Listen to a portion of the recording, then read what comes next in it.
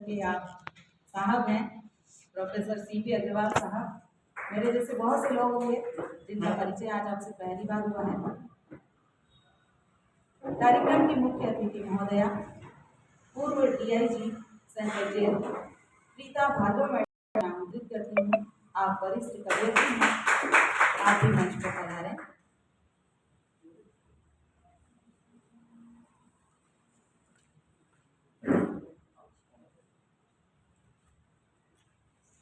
विशिष्ट अतिथि के तौर पर मैं आमंत्रित कर रही हूँ श्रीमान कुंदन जी माली साहब को।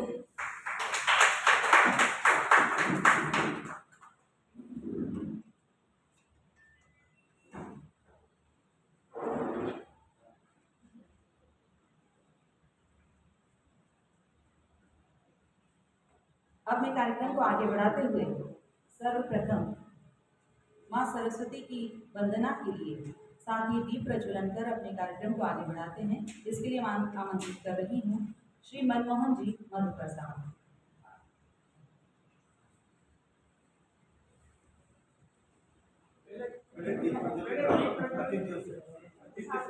नहीं, उधर साथ साथ ही होता था। हाँ, आप बता रहे मंचासीन अतिथियों से मेरा अनुरोध है कि आप माँ सरस्वती के समक्ष दीप प्रज्वलन कराएं और साथ ही आप सरस्वती वंदना का पाठ करें।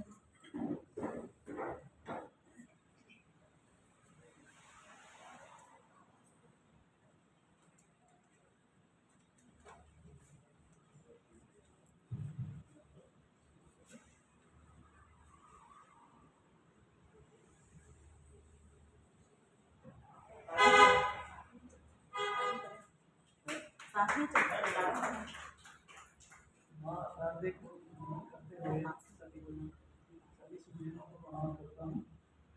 बाकी वंदना प्रस्तुत है।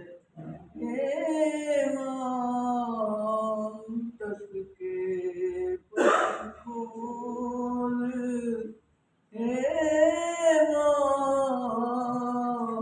अंतस के पट खोल, ब्रह्मनाद गूंजे घट भीतर, ब्रह्मनाद गूंजे घट भीतर,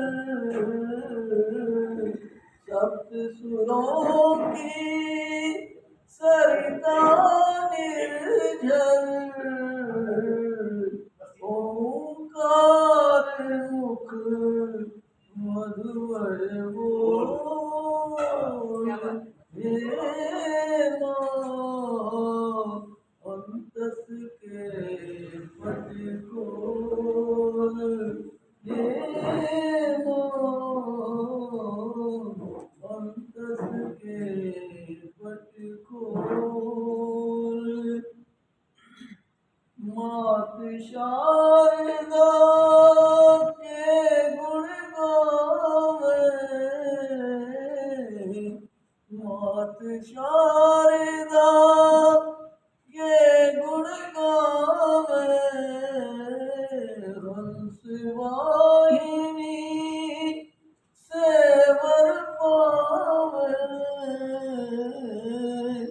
भीम परासी सुर में घोल, रे अंतस के पट खोल, हे अंतस के पट खोल,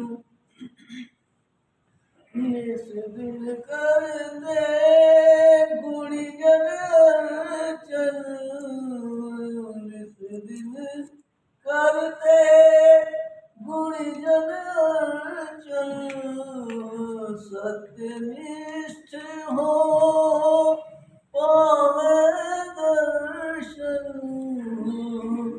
दुर्लभ पथ बेला अनमोल, हे अंतस के पट खोल, सत चक्रों को आए जगावे, चक्रों को आय जगाओ, वाणी वेद सुधा बरसाओ,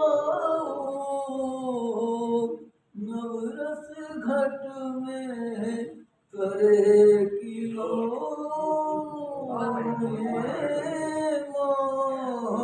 अंतस के पट खोल, अगम निगम के भेद बतावे, अगम निगम के भेद बतावे, लोभ मोह भ्रम दूर भगावे, दया दानी ग्रंथि खोल, हे मोह अंतस के पट खोल, मन उमगित प्रतिपल मुस्कावे, मन उमगित प्रतिपल मुस्कावे, सतगल सुरभित खिल खिल जावे, ज्ञान चक्षु मधुकर के खोल, हे मोह अंतस के पट खोल।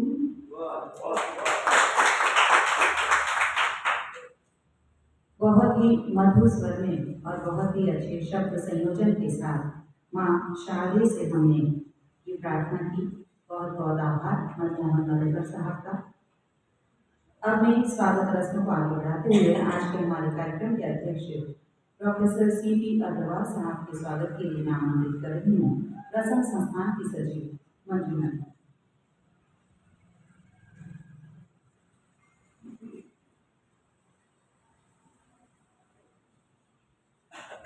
आप आज के हमारे कार्यक्रम के अध्यक्ष महोदय का स्वागत कराएंगे।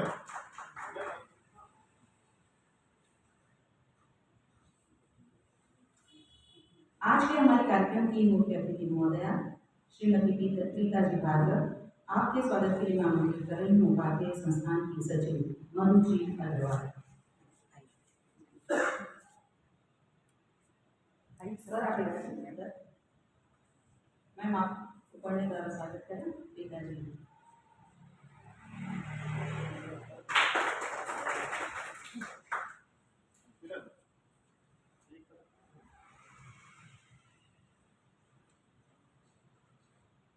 आज के हमारे कार्यक्रम के विशिष्ट अतिथि महोदय भी हमारे बीच में पहुंच चुके हैं।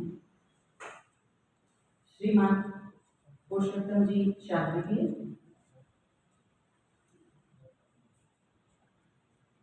अकबर, आपके स्वागत के लिए मैं अकबर जी को आमंत्रित कर रही हूँ कि आपको पढ़ना और आपका स्वागत कराना। कुंदन जी माली साहब के स्वागत के लिए मैं आमंत्रित कर रही हूँ अकादमी के सदस्य रामदयाल जी को।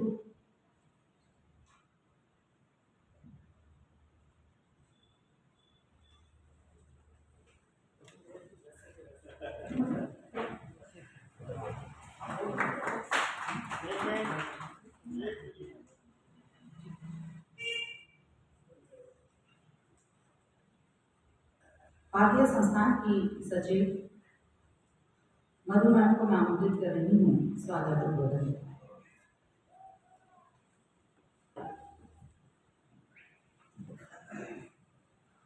सम्मानित मंच, मैडम प्रीता भार्गव मैडम, कुंदन जी वाली सर, पुरुषोत्तम पल्लव प्रेमी साहब और पुरुषोत्तम शाकृति प्रेमी साहब और सदन में बैठे हुए जितने भी महानुभाव हैं उनका मैं हृदय के अंतर्गत से स्वागत अभिनंदन करता हूं।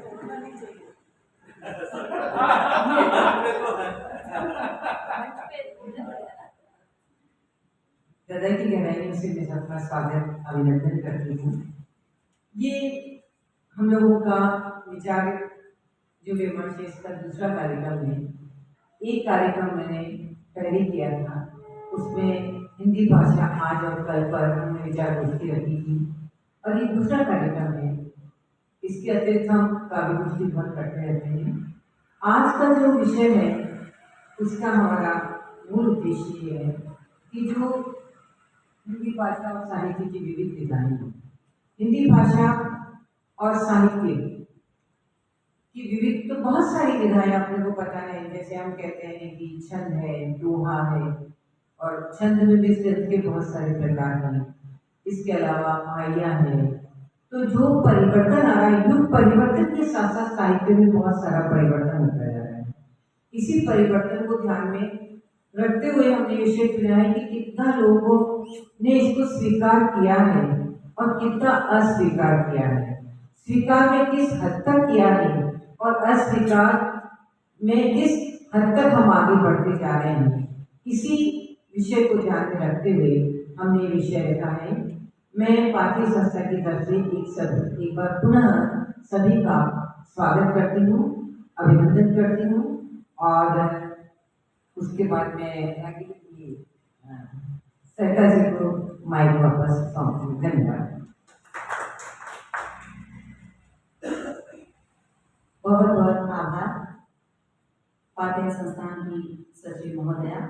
अब मैं विषय प्रवर्तन हेतु मैं आमंत्रित कर रही हूँ मेरी परम आदरणीय पुरुषोत्तम जी को आमंत्रित करती हूँ। पुरुषोत्तम शादी जी जो आज के हमारे कार्यक्रम के विशिष्ट अतिथि महोदय हैं। हमें लग रहा था कि सबको आने में देरी है, तब तक हमने सोचा था कि मंजू मैडम आपकी भूमिका निभाएं, लेकिन आप पधार गए, हमारे लिए बहुत खुशी है। पधार दीजिए।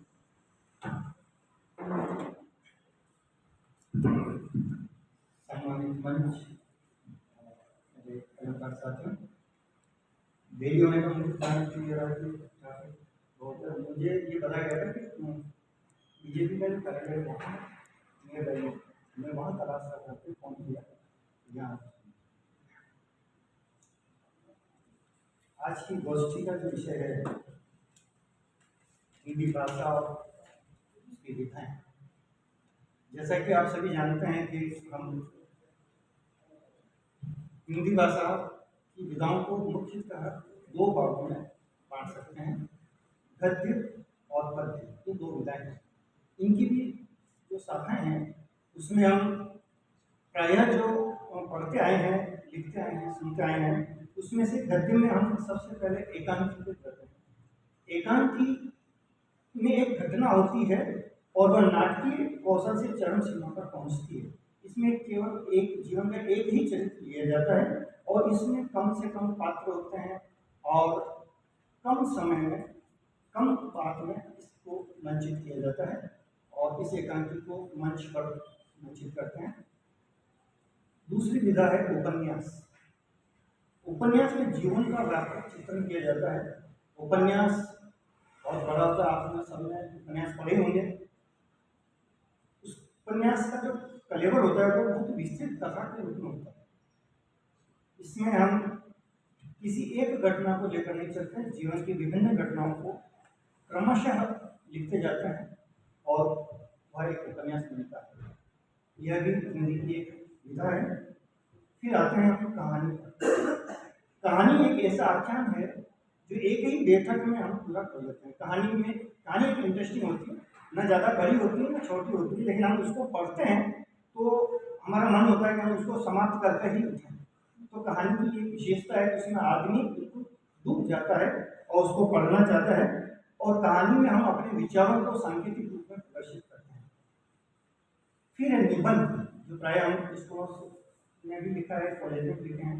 निबंध गद्य की वह विधा है जिसमें विचारों को क्रमबद्ध रूप में रखा जाता है। निबंध के लेखन के लिए अध्ययन और विषय का होना, उसका ज्ञान होना आवश्यक है। अपने को एक से खड़ा कर दिया जाए कि आप निबंध लिखो या पढ़ो तो अपन नहीं लिख सकते, क्योंकि जब तक आपको विषय नहीं दिया जाएगा, एक विषय का होना बहुत जरूरी है। विषय देने पर उस विषय का अध्ययन, उसके बारे में अपने को जानकारी होना आवश्यक है, तभी हम उस निबंध लिख पाते हैं। फिर आत्मकथा। आत्मकथा एक लेखक जो खुद के बारे में लिखता है, खुद के साथ घटित हुई घटनाओं के बारे में लिखता है, तो वो आत्मकथा कहलाती है। आत्मकथा किसी दूसरे के बारे में नहीं हो सकती है, वह स्वयं के बारे में होती है, यानी अर्थात लेखक के बारे में ही होती है। फिर आती है जीवनी। जीवनी और आत्मकथा में सिर्फ इतना ही अंतर है कि आत्मकथा लेखक खुद अपनी लिखता है, लेकिन जीवनी किसी और के चरित्र के बारे में लिखी जाती है, और के जीवन के बारे में लिखी जाती है, या मुख्यतः इन दोनों में अंतर होता है। फिर है यात्रा वृत्तांत। जब लेखक अपनी यात्रा के दौरान विभिन्न अलग अलग जगहों पे जाता है, तो उनके साथ स्मरणों को वो याद करके लिखता है अपनी डायरी में, तो उसे हम वृत्तांत कहते हैं। ये यात्रा वृत्तांत कहलाता है, और यह यात्रा वृत्तांत या यात्रा साहित्य की श्रेणी में आता है, यह भी साहित्य की एक श्रेणी है। फिर संस्मरण। जब लेखक अपने या किसी अन्य व्यक्ति के जीवन में बीती किसी घटना अथवा कार्य को याद करके स्मरण करके लिखता है, तो वह संस्मरण कहलाते हैं। और संस्मरण केवल अतीत का होता है, वर्तमान या भविष्य का संस्मरण नहीं होता। फिर है नाटक। नाटक में किसी भी महापुरुष के या किसी भी हम जो गुजर चुके दिवंगत व्यक्ति के बारे में, जीवन के चरित्र के बारे में हम उन घटनाओं को अनुकरण करते हैं, उनको लिखते हैं। और नाटक का चूंकि मंचन होता है, तो हम उसको देखकर सुनकर आनंद लेते हैं, इसलिए यह दृश्य श्राव्य काव्य की श्रेणी में आता है। फिर उसके बाद आती है पद्य। पद्य में हम मुख्यतः कविता, गीत, गजल, दोहे, छंद, तुकांत अतुकांत कविताएं होती हैं। और छंद जो हैं उसमें गणाक्षरी भी होती है, छंदोबद्ध कविताएं होती हैं। इसमें सबसे बड़ी बात होती है कि कविताएं एक लयात्मक रूप में अमूर्त होती हैं। कविता को अपन गद्य की तरह नहीं पढ़ सकते, और अगर पढ़ते हैं तो उसमें आनंद नहीं आता है। कविता को एक लय के रूप में ही पढ़ना पड़ता है, तभी हम श्रोता से जुड़ पाते हैं। ये ऐसा मेरा मानना है। और कविता में कम से कम शब्दों में अधिक से अधिक और गहरी बात कही जाती है। कविता मुक्त छंद में भी लिखी जाती है और अमुक्त छंद में भी लिखी जाती है। छंदोबद्ध जो होती है उसमें मात्राओं का हमें बात का ध्यान रखना होता है, तभी उसमें गीत, कविता, छंद, दोहे तक इन सब में कभी आनंद आ सकता है। हालांकि हिंदी साहित्य की इन विधाओं के बारे में मैंने बताया, लेकिन हम बड़े अफसोस के साथ कहना पड़ा है, हम अभी भी हिंदी को दोजन भाषा ही मान रहे हैं। हम उसे राष्ट्रभाषा का स्थान नहीं दिला पाए हैं। हमें प्रयास करना होगा इस बारे में कि हम हिंदी को हमारे जीवन में उतार सकें। जैसा मुझे डायलॉग याद आता है अमिताभ बच्चन की पिक्चर का, जो कहता है I can read English, I can read English. तो इस तरीके से हमें हमारे जीवन में मतलब खाना पीना सब में अपने को जैसे हिंदी को उतारना है, तभी हम हिंदी को उसका वांछित स्थान दिला पाएंगे। सब मैं अपनी बात को विराम देता हूँ। धन्यवाद। जय भारत, जय भारत।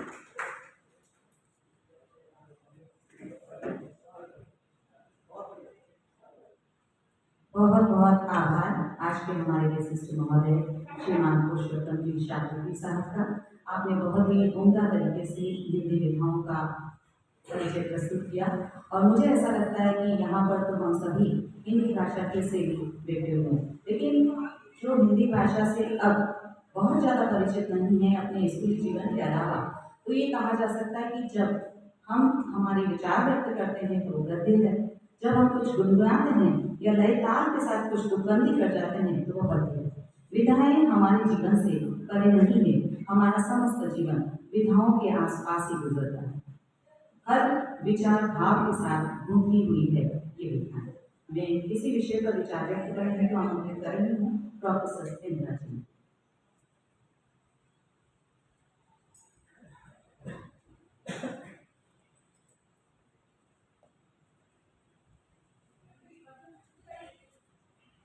सम्मानीय मंच और सामने बैठे वो भी सब ऐसे ही है जो मंच पे विराजमान होने जैसे ही है, उनकी महत्ता है, इसलिए सभी का सादर अभिनंदन।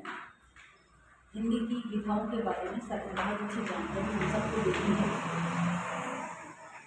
ये जो पखवाड़ा चल रहा है वो हिंदी भाषा के उन्नयन के लिए चलाया जाता है। ऐसा नहीं है कि हिंदी भाषा कोई बहुत पीछे रह गई हो। मैं तो बहुत आशावादी हूँ। यदि हम सब हैं और हम सब प्रयास कर रहे हैं, ऐसा हो ही नहीं सकता कि वो प्रयास सफल ना हो। इसलिए मैंने एक चुनाव किया। बहुत सारी किताबें पढ़ी, सुबह कल ही पता पड़ा कि मुझे बोलना है। तो गद्य की विधाएं वो तो भाषा को बहुत आगे आगे ले जा रही है। भाषा का समाज, राष्ट्र, देश के साथ साथ परिवर्धन और उसके अंदर जो बदलाव आते हैं वो आते रहते हैं। मैंने आज अपने विचार अभिव्यक्त करने के लिए ये विषय चुना है कि हिंदी भाषा में तो ऐसी ताकत है कि कोई कवि या कोई लेखक किसी एक ही विषय पर बार बार अपने भावों को अभिव्यक्त करे या किसी एक ही विचार को दो दो कविताओं में भी अभिव्यक्त करे, तब भी उस भाषा के केवल चयन करने से, उस भाषा के शब्दों को किस तरह कहाँ रखना है, केवल इस मात्र से ही उस साहित्य, उस कविता या उस गद्य या वो उपन्यास या वो कहानी या वो नाटक बहुत ज़्यादा सशक्त, समृद्ध और बहुत ज़्यादा पठनीय हो जाता है। अपनी इस बात की पुष्टि करने के लिए सुबह मैंने एक किताब पढ़ी। इसमें रामविलास शर्मा ने एक आलेख लिखा है कि छायावादी एक जो प्रसिद्ध कवि हुए हैं निराला, उन्होंने एक ही विषय पर दो दो कविताएं लिखी। दोनों कविताओं का विस्तार एक समान है, दोनों कविताओं का शब्द चयन, भाव सब एक समान है, लेकिन केवल एक चीज के प्रयोग से वो कविताएं किस तरह से अलग हो जाती है, ये मैं आपको केवल एक दो उदाहरणों के द्वारा बताना चाहूँगी। उन्होंने तो जो विषय लिया है वो यही लिया है कि कविता का जो स्थापत्य है, मतलब कविता की जो स्थापना है, जैसे कोई शिल्पकार किसी इमारत का जब निर्माण करता है तो सामग्री वही होती है, वही ईंट, वही पत्थर, वही सीमेंट, वही चूना, मिट्टी, जो भी वो प्रयोग करता है, लेकिन उसी के प्रयोग करने के तरीके की भिन्नता के कारण वो जो इमारतें हैं अलग अलग बन जाती हैं। उसी प्रकार से एक ही कवि है निराला, उन्होंने दो कविताएं लिखी है। एक उनकी कविता है जो अणिमा में छपी है, स्वामी प्रेमानंद जी महाराज, और एक उनकी जो लंबी कविता है तुलसीदास और राम की शक्ति पूजा, वो ये बता रहे हैं कि किस प्रकार से एक भाषा के चयन और भाषा को किस तरह प्रयोग किया जाता है, इससे कविताओं में क्या अंतर हो जाता है। थोड़ा सा पढ़ रही हूँ कि स्थापत्यकार ईंट, पत्थर, गारा, चूना आदि रचना सामग्री का उपयोग करके आकाश का कोई निश्चित भाग घेरता है। कवि की रचना सामग्री है भाषा, शब्दों का प्रयोग करता है, वह उनके अर्थ के लिए, सांकेतिक व्यंजना के लिए, कल्पना के चित्र उपस्थित करने के लिए, ध्वनि प्रवाह के लिए, लेकिन इस प्रयोग पर निर्भर है कि वह अपनी रचना सामग्री से कितने आकाश को घेरता है। बता रहे हैं अणिमा में जो कविता है स्वामी प्रेमानंद जी महाराज, उस कविता का थोड़ा सा मैं पाठ करूंगी और फिर आपको बताऊंगी कि राम की शक्ति पूजा में वही वही भाव लिखा है, लेकिन वो किस तरह हमें प्रभावित करता है, वो कैसे प्रभावित करता है, ये केवल भाषा की ताकत के बारे में बताया जा रहा है। प्रेमानंद जी महाराज में निराला लिखते हैं, आमों की मंजरी पर उतर चुका है वसंत, मंजू गुंज भौरों से आती हुई शीत वायु हो रही है, मंद गंध रह रहकर। नारियल फले हुए पुष्करणी के किनारे दोहरी कतारों में श्रेणीबद्ध लगे हुए भरा हुआ है तालाब, खेलती है मछलियां पानी की सतह पर पूंछ पलटती हुई। ये भी जो कविता है वो एक प्राकृतिक चित्रण है कि किस प्रकार से एक तालाब का उन्होंने वर्णन किया है।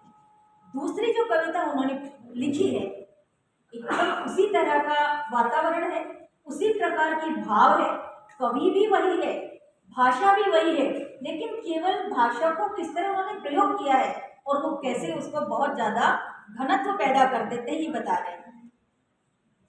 निराला की कला की विशेषता यह है कि सामान्यतः इन तत्वों में एक नियंत्रित है तो सब नियंत्रित है, और वो है उसका अवनरुद्ध प्रवाह।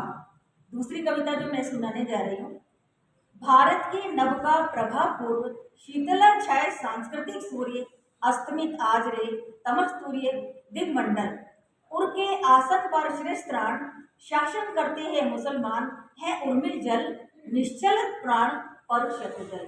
मतलब वही का वही वर्णन है, लेकिन इस कविता में और इस कविता में जब हम राम की शक्ति पूजा पढ़ते हैं तो हमारे ऊपर क्या प्रभाव डालती है, और अगर दूसरी कविता को पढ़ते हैं तो क्या प्रभाव डालती है, ये केवल इस तुलना के लिए बताया जा रहा है भाषा की क्या महत्ता है। हिंदी भाषा तो यही है तो ये हिंदी भाषा, इसलिए ये बताना चाह रही हूँ मैं कि केवल शब्द संयोजन से भाषा का प्रभाव किस तरह से हमें प्रभावित करने में सक्षम और समर्थ बनता है। एक उदाहरण और बताना चाहूंगी जिसको हम सब बहुत अच्छे से जानते हैं। निराला, जहाँ ओज और तेज के कवि है वहाँ प्रेम के भी कवि माने जाते हैं। उन्होंने दो एक जैसी कविता लिखी है जो छोटी कविताएं हैं, मुक्तक रचनाएं हैं। एक उन्होंने लिखी है शेफाली का और दूसरी जो सब जानते हैं जूही की कली। दोनों के बिल्कुल एक जैसे भाव है, फिर भी जूही की कली कविता ने जितना हम सबको प्रभावित किया, वो जितना जितना उसने हमको आनंदित किया या जितना उसके मानवीकरण ने, उसके सौंदर्य ने कवि निराला को भी बहुत बहुत यश दिलाया, शेफाली का तो शायद कभी लोग जानते हैं। कविता इस प्रकार है। जैसा भेद हमने अभी लंबी कविता के बारे में जाना, मुक्तक रचनाओं में भी जूही की कली का प्रभाव अवनरुद्ध है। उपवन सरसरित गहन गिरी कानन को जल्दी जल्दी पार करता हुआ पवन मानो इस प्रभाव का प्रतीक है। जूही की कली के सोने से लेकर प्यारे के संग रंग खेलने तक निराला निरंतर प्राय एक गति से दाएं बाएं देखे बिना आगे बढ़ते जाते हैं। शब्द की ध्वनि या अर्थ में प्रवाह को रोककर वक्रता पैदा नहीं की गई, जैसे इससे मिलती जुलती कविता शेफाली का है। शेफाली का उसको सुनिए। बंद कंचुक के सब खोल दिए प्यार से यौवन कुभार ने, पल्लव पर्यंत पर सोती शेफाली के, मूक आह्वान भरे लाल सी कपोलों के, व्याकुल विकास पर झरते हैं शिशिर से चुंबन गगन के। ये है कविता शेफाली का। दूसरी कविता है मूक आह्वान भरे लाल सी कपोलों का व्याकुल विकास। एक व्यंजना पद्धति यह है जो पाठक को आगे बढ़ने से रोकती है, और जो कविता की रचना में घनत्व पैदा करती है वो दूसरी पद्धति है। वही भाव है, वही रचनाकार है, लेकिन केवल शब्द प्रयोग से कविता कैसे बदल जाती है। जूही की कली सबने बहुत अच्छे से सुनी होगी, 4 ही लाइनें बताऊंगी।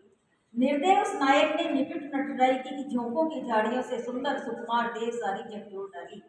दोनों के सेम भाव है, लेकिन ये बताया जा रहा है कि केवल और केवल भाषा को किस तरह से प्रयोग में लेना है या भाषा का प्रवाह कैसे बिना अवरुद्ध हुए आगे बढ़ता है, वो कविता में जान डाल देता है, कविता में प्राण फूंक देता है।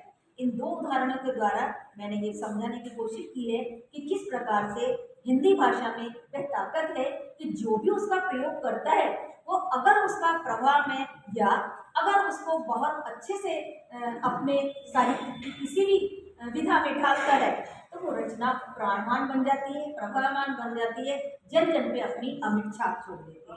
बहुत बहुत धन्यवाद।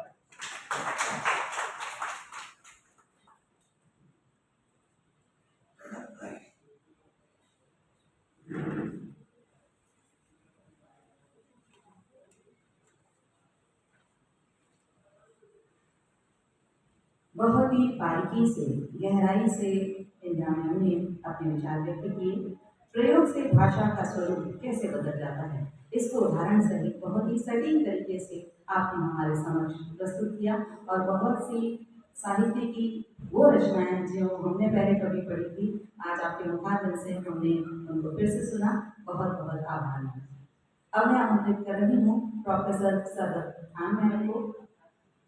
आप उर्दू भाषा में एक जाना माना नाम है, एक क्या काम हस्ताक्षर है। मैं आमंत्रित कर रही हूँ प्रोफेसर सरवत खान मैम को।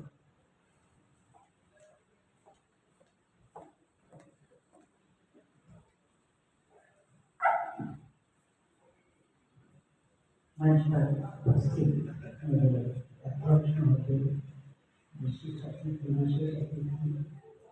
और आयोजकर्ता और हमारे सब साहित्यकार दोस्त, मुझे कल हुक्म हुआ बहुत जल्दी में, हमारे दोस्त हैं, उन्होंने कहा कि आपको आना है मधुर साहिब आने। लेकिन कोई विषय देख लीजिएगा वगैरह वगैरह। मुझे नहीं मालूम था कि आगे मैंने सोचा था कुछ सुनूंगी तो कुछ अपनी भी बातें खैर कहा था। ये जो मेरे सामने जो टॉपिक था जो अपना जो फ्लैट था उसमें जो हमारा हिंदी भाषा साहित्य की विविध विधाएं, भाषा, बोली और भाषा, ये असल में हिंदुस्तान में जितनी जबानें और जितनी बोलियां बोली जाती हैं तकरीबन 1600 भाषाओं का सम्मेलन तो मैंने साहित्य अकादमी में अटेंड किया दिल्ली में। तो साहित्य अकादमी का होता है बहुत बड़ा 4 दिन तक, और जितनी भाषाएं हैं जिस क्षेत्र में और बोलियां हैं जिसमें के रचनाकार रचनाएं लिख रहे हैं वो अपने अपने स्टेट के अपने अपनी जगह के अपने अपने खित्ते के ड्रेसेस पहन कर और साहित्यकार वहाँ पर मैंने जो है देखे। तो ऐसी विविधता हमारी हिंदुस्तान में जो भाषाओं को लेकर है वो देखने को मिली। अब उस विविधता में जो विधाएं हैं, अगर हम हिंदी जबान की बात करें, हिंदी भाषा की बात करें, तो जाहिर है कि सभी भाषाओं में, सारे साहित्य में प्रोज और पोएट्री, नज्म और नस्र, गद्य और पद्य, ये दो एक खास हैं और इनकी जो शाखाएं हैं वो शाखाएं फिर आगे जाके बढ़ती हैं। तो मैं फिक्शन की अगर बात करूँ, जैसे अंग्रेजी में तो जाहिर है कि नॉवेल और स्टोरी, शॉर्ट स्टोरी और ड्रामा, ये तीनों फिक्शन में हम रखते हैं। लेकिन अगर हम उर्दू में देखें तो उर्दू में भी इन तीनों को रखा जाता है। और उसके अलावा जो जैसे अगर शॉर्ट स्टोरी है तो उसे अफसाना आप सब जानते हैं, पढ़ेंगे। मैं ज़्यादातर उस तरफ ही उसके उन नामों से बात करूँगी जो उर्दू में बयान होते हैं। कहानी को हम अफसाना कहते हैं और नॉवेल को नॉवेल ही इस तरह से आया। उपन्यास जैसे हिंदी में है तो उर्दू में नॉवेल ही आ गया है, उससे कोई और नाम नहीं दिया गया। नज्म का अगर हम बात करें तो नज्म में जो गज़ल है, आज़ाद नज्म है, नसरी नज्म है। जो आज़ाद नज्म है उसका चलन हम कविता में भी देखते हैं। जो आज की कविता है उसे हम आज़ाद नज्म कहते हैं, जिसमें रतीब काफिये की इतनी पाबंदी नहीं होती है। गज़ल में तो रतीब काफिये की पाबंदी और पूरा एक उसकी विधा है, पूरा एक खाका है, उस खाके के तहत जो है और हर फन का एक खाका है। लेकिन ये जो आज़ाद नज्म है या नसरी नज्म है, प्रोज स्टाइल में जो लिखी जाती है नज्म, इसमें इसके उसूल अलग तरह के हैं। इसमें कोई पाबंदी नहीं होती, लेकिन फिर भी शुरू से लेकर आखिर तक एक रिदम जरूर मौजूद होती है। उस रिदम के तहत अगर आप बात करते हैं, आप अपने ख्याल को गिरोते हैं, तो वहाँ वो फन जो है जाहिर होता है। इसीलिए लेकिन ज़्यादातर हम जो देखते हैं कि साहित्य, मतलब आज के ज़माने की अगर मैं बात करूँ तो हम लोगों को ज़्यादा छपने की, सुनाने की और लिखने की ये थोड़ी सी जल्दी लगी रहती है। हमारे बड़ों ने हमें सिखाया, बुजुर्गों ने, कि लिखिए लेकिन लिखने से ज़्यादा छपने की कोशिश मत कीजिए, सुनाने की कोशिश मत कीजिए, उससे ज़्यादा पढ़िए और पढ़ने के बाद उस जितना पढ़ा है उससे ज़्यादा सोचिए और सोचकर फिर वो जो लिखा हुआ है उस पर गौर कीजिए और गौर व फिक्र करने के बाद उसके बाद फिर कहीं जाकर आप खुद अपने समीक्षक बन जाएंगे और उसके बाद फिर आप कहीं जाकर उसको सुनाने की जुर्रत कीजिए। ये जुर्रत का लफ्ज़ नहीं आता है कि जिसके पास बहुत सारा है उसके सामने आप अपने उस थोड़े से को अगर बयान करते हैं तो वो जुर्रत बात कहलाती है, जो रदामेस बात होती है। तो इस बात का हमें हमारे जो है आज के दौर में ज़रा इन उसूलों से हम थोड़े से हटे हुए नजर आ रहे हैं कि मेहनत हमारे पास बहुत कम है। दूसरा, अगर जो गहराई आती है, जैसे देखिए कि अभी कविता की इन्होंने बात की, या हम जो है अगर नॉवेल की बात करें, फिक्शन की बात करें, तो उनका अपना एक खाका होता है। ये ज़रूर है कि कहानी जब हम लिखते हैं तो जिंदगी का कोई भी ऐसा लम्हा या कोई भी ऐसे लम्हात या कोई भी ऐसा वाकया जो कुछ देर के लिए गुजरा और चला गया, वो हमारे जहन में कहीं ना कहीं बैठ जाता है। और उसकी अगर हम उसको कहानी में पिरोते हैं तो हम आगाज कहाँ से करना चाहेंगे, इब्तिदा कहाँ से करना चाहेंगे, ये हमें देखना होता है। क्योंकि जो हमारा प्लॉट है, उस प्लॉट के तहत हमें उसको जो है उस कहानी का ताना बाना बुनना होता है। अब उस प्लॉट के तहत ये देखना होता है कि जमाना कब का है, वक्त कब का है, समय कब का है, सबसे पहले तो ये देखना होगा। और उसके बाद फिर हमें ये देखना होता है कि इसमें कौन कौन से कैरेक्टर हैं, इसमें कौन कौन से मंजर हैं, सीन है, इसमें कैसे हम जो है उसको मकालमे यानी डायलॉग किस तरह से होना चाहिए।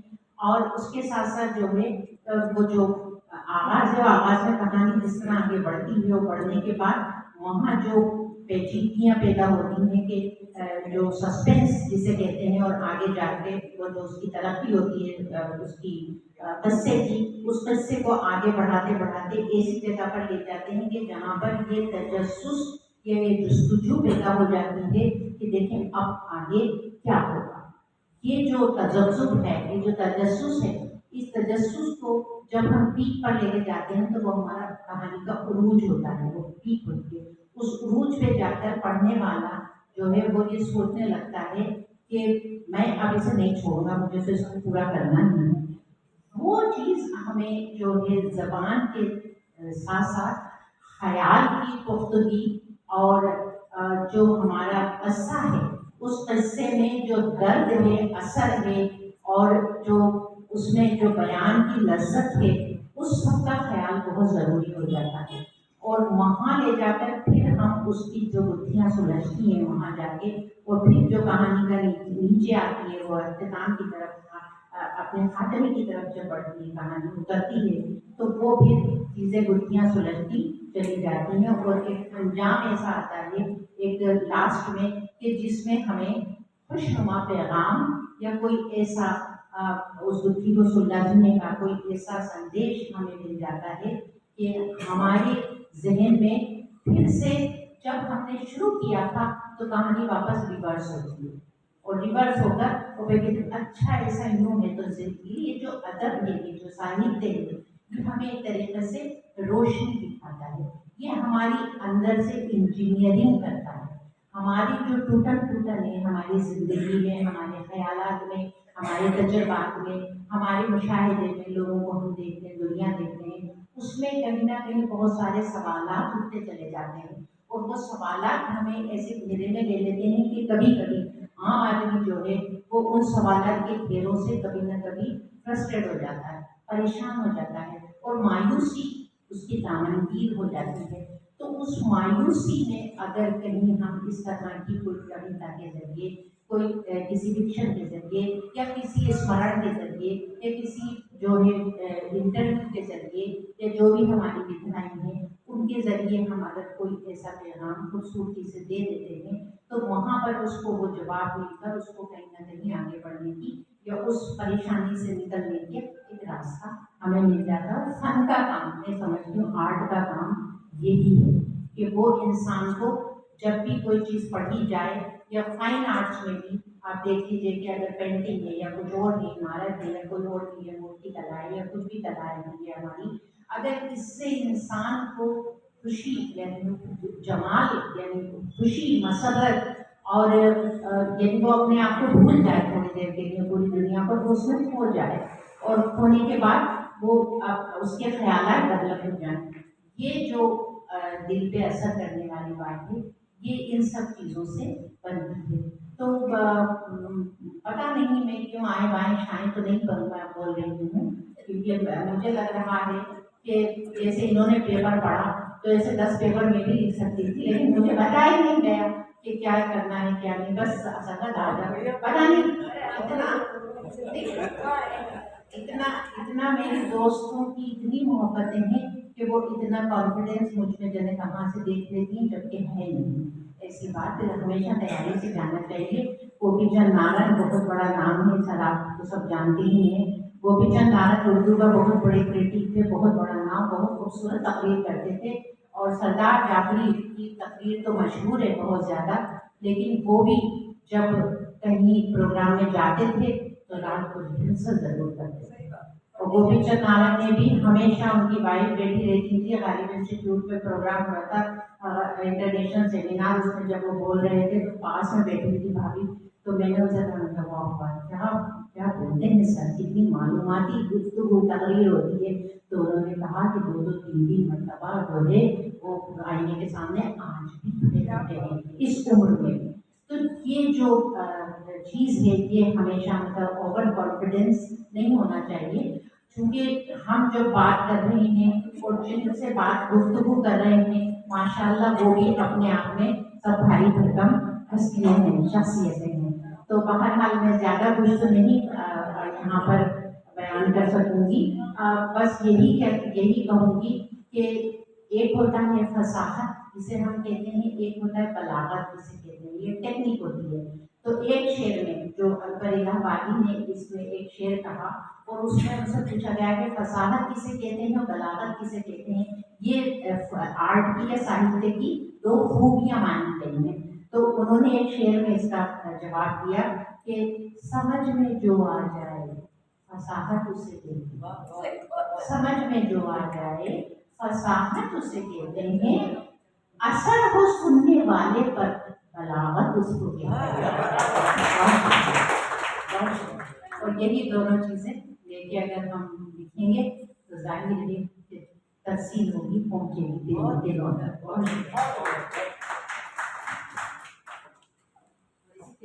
वो कहते हैं कि कई बार हम हो सकता है किसी प्रोग्राम में देरी से पहुंचे, लेकिन रंग अपना जमाने में कोई कसर नहीं। मेरा बड़ा सौभाग्य है कि मैं मीरागंज कॉलेज से पढ़ी हूँ। आज मेरे सभी गुरुजनों के समक्ष, जिन्होंने मुझे तैयार किया, उनके समक्ष खड़े होकर अगर मैं बोल पा रही हूँ तो ये आप सभी की मेहनत है। बहुत बहुत आभार मैम। गंगा जमुनी संस्कृति को एक साथ देखा हमने आपके उद्बोधन में, और बहुत प्यारे प्यारे उर्दू के शब्द सुनने को मिले। साथ ही लिखने का जो भोजन है, उसको बनाने का जो प्रक्रिया है, वो सारी बातें आपने आपसे हमसे बड़ी ही बखूबी तरीके से साझा की। और देखिए, किसी कार्यक्रम को बहुत मन से किया जाता है तो अतिथि ईश्वर भेजते हैं, और ऐसा ही हमारे इस कार्यक्रम में हो रहा है कि राजस्थान साहित्य अकादमी के सचिव महोदय भी हमारे साथ हैं, और साथ ही राजस्थान संस्कृत अकादमी जयपुर से हमारे बीच हैं लता जी श्रीमाली, आप निदेशक हैं। आपका बहुत बहुत स्वागत। आपके स्वागत के लिए मैं आमंत्रित कर रही हूँ हमारे कार्यक्रम के अध्यक्ष प्रोफेसर सीपी साहब को कि आपको पढ़ने द्वारा स्वागत कराएं।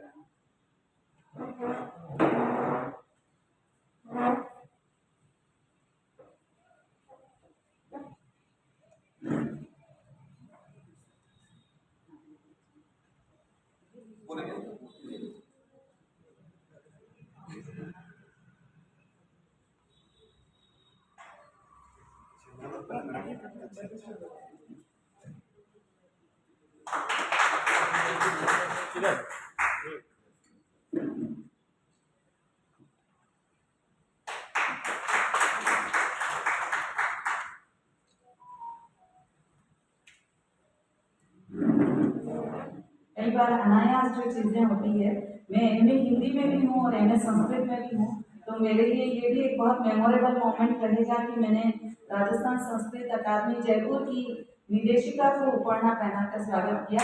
ये एक महज संयोग था और मेरा ऑनर्स रहा हुआ है संस्कृत। अवधेश जी गुप्ता हमारे बीच में है। आपका उपरने के द्वारा स्वागत करने के लिए मैं मनोज जी श्रीमाली से अनुरोध करूंगी।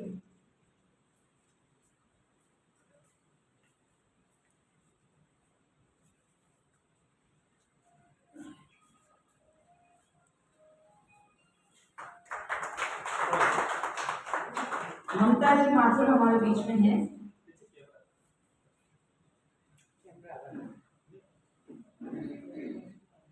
ममता जी माथुर के स्वागत के लिए मैं अनुभूति को आमंत्रित करूंगी कि आप उपन्यास बनाकर आपका स्वागत करें और उपन्यास के साथ ही अपनी कविता की प्रस्तुति भी हमारे बीच में करें।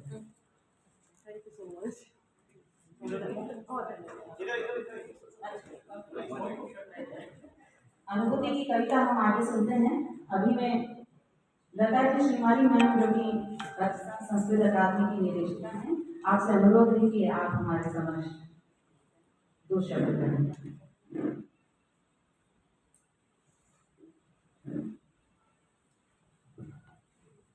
आदि पूज्य गणाध्यक्ष उमापुत्रं विनायकं मंगलम परमं रूपम श्री गणेशं नमाम्यहम्। मंचासीन उपस्थित राजस्थान साहित्य अकादमी की सचिव माननीय बसंत सोलंकी, मंचासीन अन्य विद्वजन एवं उपस्थित समस्त विद्वजन, आज अचानक इस संगोष्ठी में आने का अवसर मिला। कहा जाता है कि जहाँ जाना होता है ईश्वर के द्वारा पहले से ही पूर्व निर्धारित होता है। आप सब लोगों का सानिध्य मिलना था, आप सब लोगों से मिलना था। आपने बसंत सोलंकी जी ने आज इस मंच के लिए बुलाया, उसके लिए उन्हें साधुवाद। जयतु भारतम, जयतु संस्कृतम, जय हिंद, जय गणेश। बहुत बहुत आभार मैम। और जैसा कि आप देख रहे हैं, पिछले 15 दिनों से राजस्थान साहित्य अकादमी ने विभिन्न संस्थाओं के साथ मिलकर पूरे उदयपुर में धूम मचा रखी। यही कह रही मैं तो कि हर दिन पेपर में किसी न किसी तरह के प्रोग्राम और कई तरह के साहित्यकार कलाकार हमारे समक्ष आ रहे हैं और उनके विचार हमें सुनने को मिल रहे हैं। इसी क्रम में मैं आमंत्रित कर रही हूँ राजस्थान साहित्य अकादमी के सचिव महोदय बसंत जी सर को कि आप आए और अपने विचारों से मेरा भाग लें।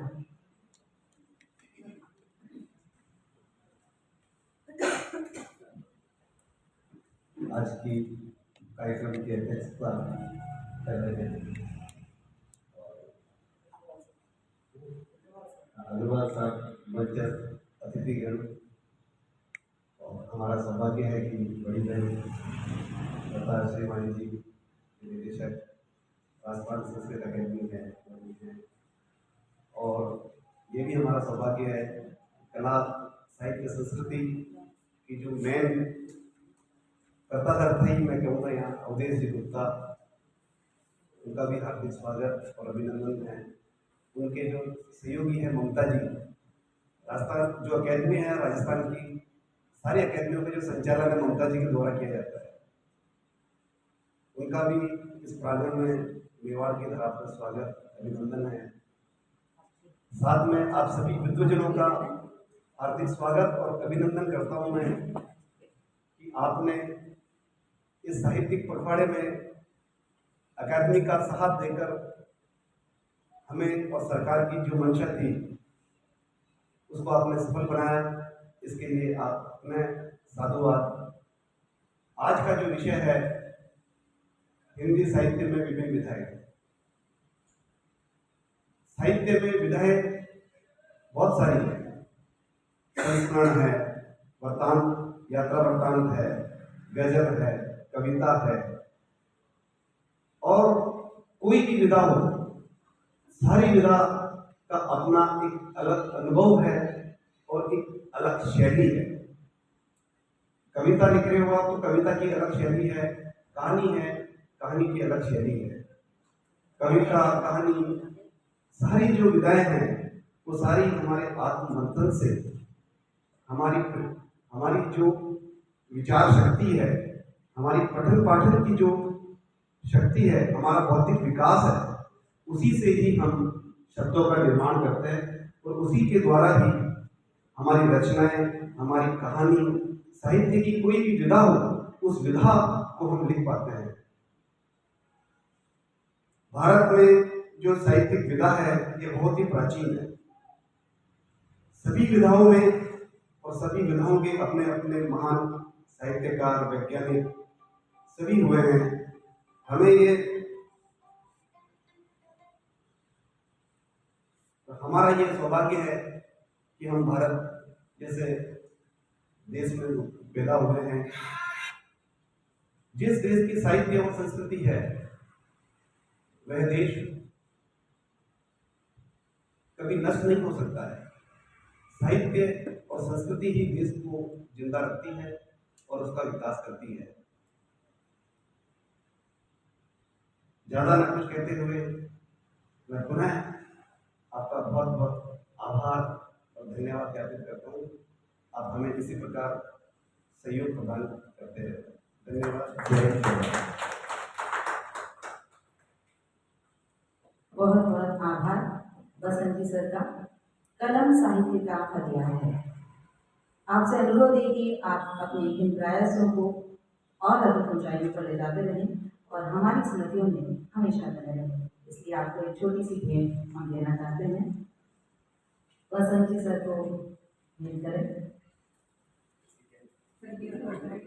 बहुत बड़ी बात कही कि कलम विदेशी का होगा क्या?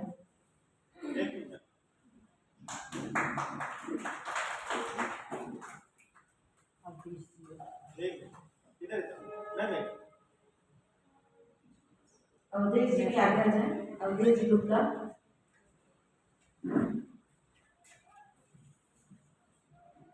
और ममता जी माथुर भी आगे आ जाए।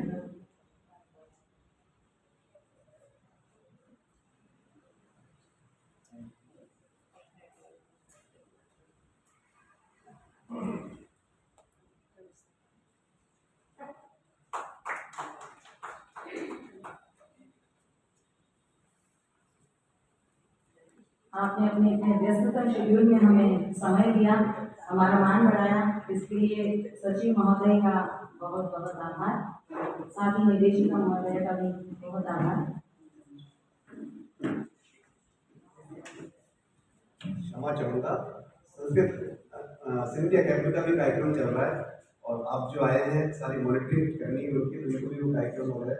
निरीक्षण एक बार करवा देता हूँ। आप कार्यक्रम विधि को रखिए, जमा बनाते हैं।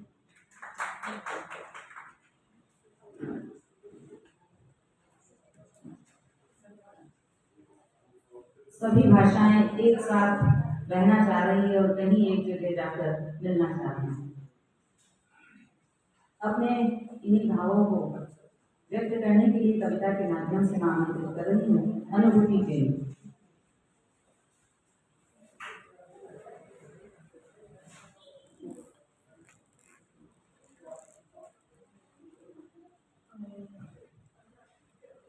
मंच पर आसीन सभी महानुभावों एवं सदन में उपस्थित सभी बुद्धिजीवियों का हार्दिक अभिनंदन। पाथेय संस्था उदयपुर एवं राजस्थान साहित्य अकादमी उदयपुर को मैं धन्यवाद देती हूँ जिन्होंने मुझे इस मंच पर बोलने का अवसर दिया है। वैसे तो मैं अपनी रचनाएं इंग्लिश में करती हूँ, पर आज मधु मौसी ने आग्रह किया है, इसलिए मैं हिंदी में काव्य पाठन करना चाहती हूँ। आज से हिंदी में शुरू होता है। तो कुछ गलती हो तो माफ कीजिएगा। यात्री, ये दो रचनाएं मेरी इंग्लिश में है और इसको हिंदी में ही ट्रांसलेट करके मैं उनका पाठन कर रही हूँ। यात्री, हर नगर हर पथरीली राह पर चेहरे दिखते हैं आगंतुक से, पर वह चलता है एक परछाई बनकर जिसका मौन होता है कोलाहल से भी भारी। वह रोज उषा में उठता एक अनाम भाग बनकर संध्या में रख देता है उसी भार को अपने ही हृदय की विस्तृत समाधि पर। उसके हृदयों में गूंजती है पत्थरों की गंभीर ध्वनि। हर नगर हर पथरीली राह पर चेहरे दिखते आतंकित से, कदम टकराते मानो उन्मत्त प्रतिज्ञाएं। हर मनुष्य दौड़ता किसी और की छाया के पीछे, पर अंततः इच्छा ही मिल जाती है मनुष्य को मनुष्य से कहीं अधिक। वह उसी घड़ी से प्रेम करता है जो उसे रक्त रंजित करती है, और उसी घड़ी में मरता है जो उसकी व्यथा पर मरहम करती है। आशा उठती है, आशा गिरती है, चेहरे दिखते हैं आतंकित से। एक निर्दयी ज्वार, सदा विरक्त, सदा अधूरी, द्वार से खेतों तक धूल लिपटती है एक ईर्ष्यालु वधू सी। वह चलता है समय की बेवफा बाहों में, सांसें गिनता टूटे तांबे के सिक्के सी। जीवन उसे देता है बस यही आलिंगन, एक अर्थहीन मार्ग जिसका कोई ठिकाना नहीं। यहां तक कि मृत्यु भी उसे विश्रांत नहीं देती। वह सदा एक यात्री, तृषित अधूरा, सदा विरक्त, सदा अधूरा, सांसें गिनता टूटे तांबों के सिक्कों सी। हर नगर, हर पथरीली राह पर चेहरे दिखते हैं आतंकित से। यात्री। मेरी दूसरी कविता प्रतीक्षा पर है। मैं किसी के आंखों की लौ नहीं, न ही बेचैन दिल की ठहरी हुई धड़कन। मैं हूं तूफानों में बिखरी धुन, एक जख्म इतना पुराना कि वक्त भी हार गया उसे भरने से। मैं टूटी राह की दवा नहीं, न वह स्पर्श जो बिखरते को पूरा कर दे। मैं हूं खामोशी जो कोलाहल मांगती है। मेरे सपने टूट गए जैसे पत्ते झड़ जाते हैं पतझड़ की सरसराहट से। मैं वह बसंत हूं, मैं वह बसंत हूं जिसे हवाओं ने लूटा है। फिर भी प्रतीक्षा करती हूं आंधी के बीच, रात के पार, उन कदमों के लिए जो खो गए, उस रोशनी के लिए जो बुझ गए।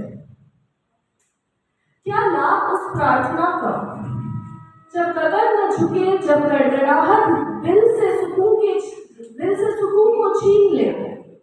मैं वह खंडर हूं जिसे तड़प ने रचा है। मैं वह चीख हूं जो चिल्लाती तो है पर सुनाई नहीं देती। मैं वह आवाज हूं जिसे अर्धरात्रि पी जाती है। मैं वह गूंज हूं जो सुनसान कमरों में गूंजती है। मैं अनुत्तरित प्रश्नों की कब्र हूं, अनबहे आंसुओं में डूबी वेदी हूं। मुझे न कोई प्रभात उठा सकता है, न कोई प्रार्थना बचा सकती है। मैं प्रतीक्षा हूं, मैं प्रतीक्षा हूं, मैं प्रतीक्षा हूं। मैं किसी आंखों की लौ नहीं, न ही बेचैन दिल की ठहरी हुई धड़कन, न ही बेचैन दिल की ठहरी हुई धड़कन। मैं बस प्रतीक्षा हूं। धन्यवाद।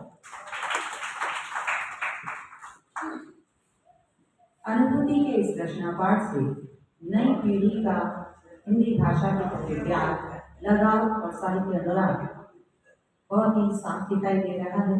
हम शुभकामनाएं देते हैं अनुभूति को कि आपकी इस सृजन यात्रा अनवरत चलती रहे। और अब मैं आमंत्रित कर रही हूँ लेखिका, आकाशवाणी की वरिष्ठ उद्घोषिका आरजे रागिनी पानेरी को कि आप आए और अपने विचार व्यक्त करें।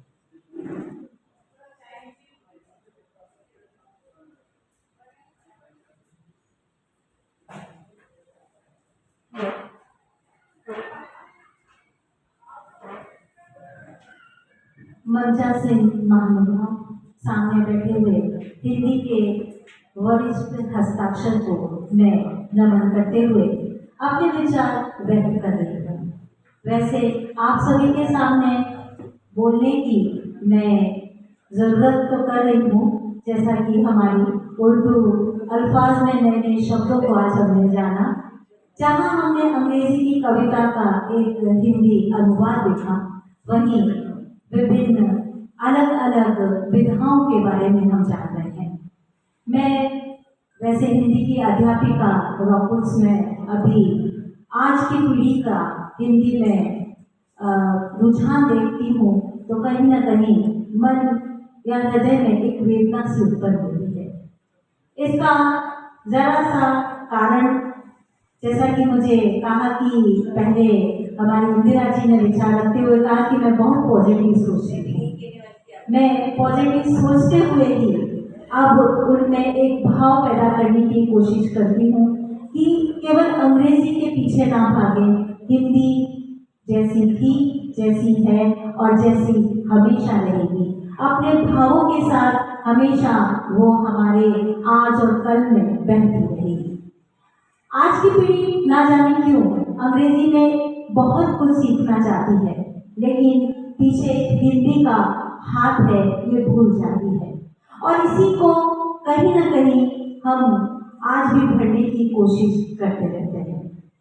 हिंदी एक माध्यम ही नहीं है, हिंदी हमें रचा बसा संसार है और वो हमेशा ऐसे ही फलता फूलता रहेगा। मैं विधा निबंध पर प्रकाश डालना चाहती हूँ। पहले वैचारिक हुआ करते थे निबंध, लेकिन आज निबंध की शैली कुछ अलग सी नजर आने लगी है। वो हल्के फुल्के अंदाज में भी हमें पढ़ने को मिलते हैं और आजकल डिजिटल साहित्य का एक रूप हो गया है जो ब्लॉग में हमें नजर आने लगा है, कहीं कॉलम में हमें निबंध नजर आने लगे हैं। वो आज की पीढ़ी का एक पॉजिटिव साइन हम देखते हैं। यात्रा वृत्तांत जो हम अरसों से पढ़ते आए थे, जिसे हम यात्रा वर्णन भी कहा करते थे, आज वो ब्लॉग में पढ़कर बहुत खुशी जाहिर होती है कि कहीं ना कहीं डिजिटल साहित्य में भी हिंदी प्रेमी आज भी हैं। एक और बात आपसे शेयर करना चाहूँगी कि ब्लॉग और डिजिटल साहित्य के अलावा भी छोटी छोटी कविता हमें आजकल रील्स में सुनने को मिल जाती है।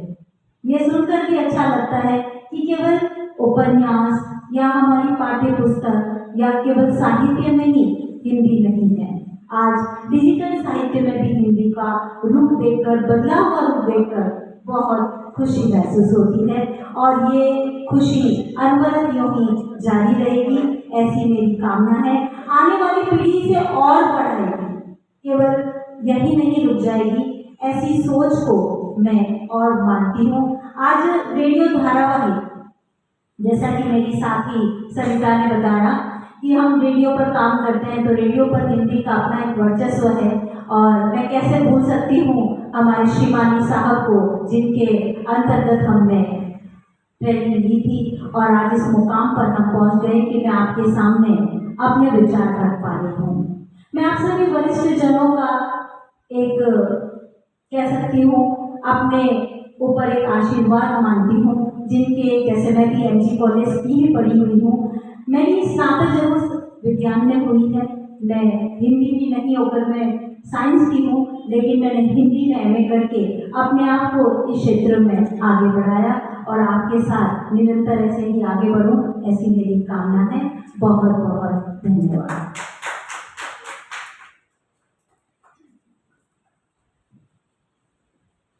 लेखिका रागिनी पांडेरी जी ने हिंदी की यात्रा का सकारात्मक रूप हमारे समक्ष प्रस्तुत किया, बहुत बहुत धन्यवाद। और अब मैं आमंत्रित कर रही हूँ प्रसन्न संस्थान की सचिव परम आदरणीय मंजू चतुर्वेदी मैम को।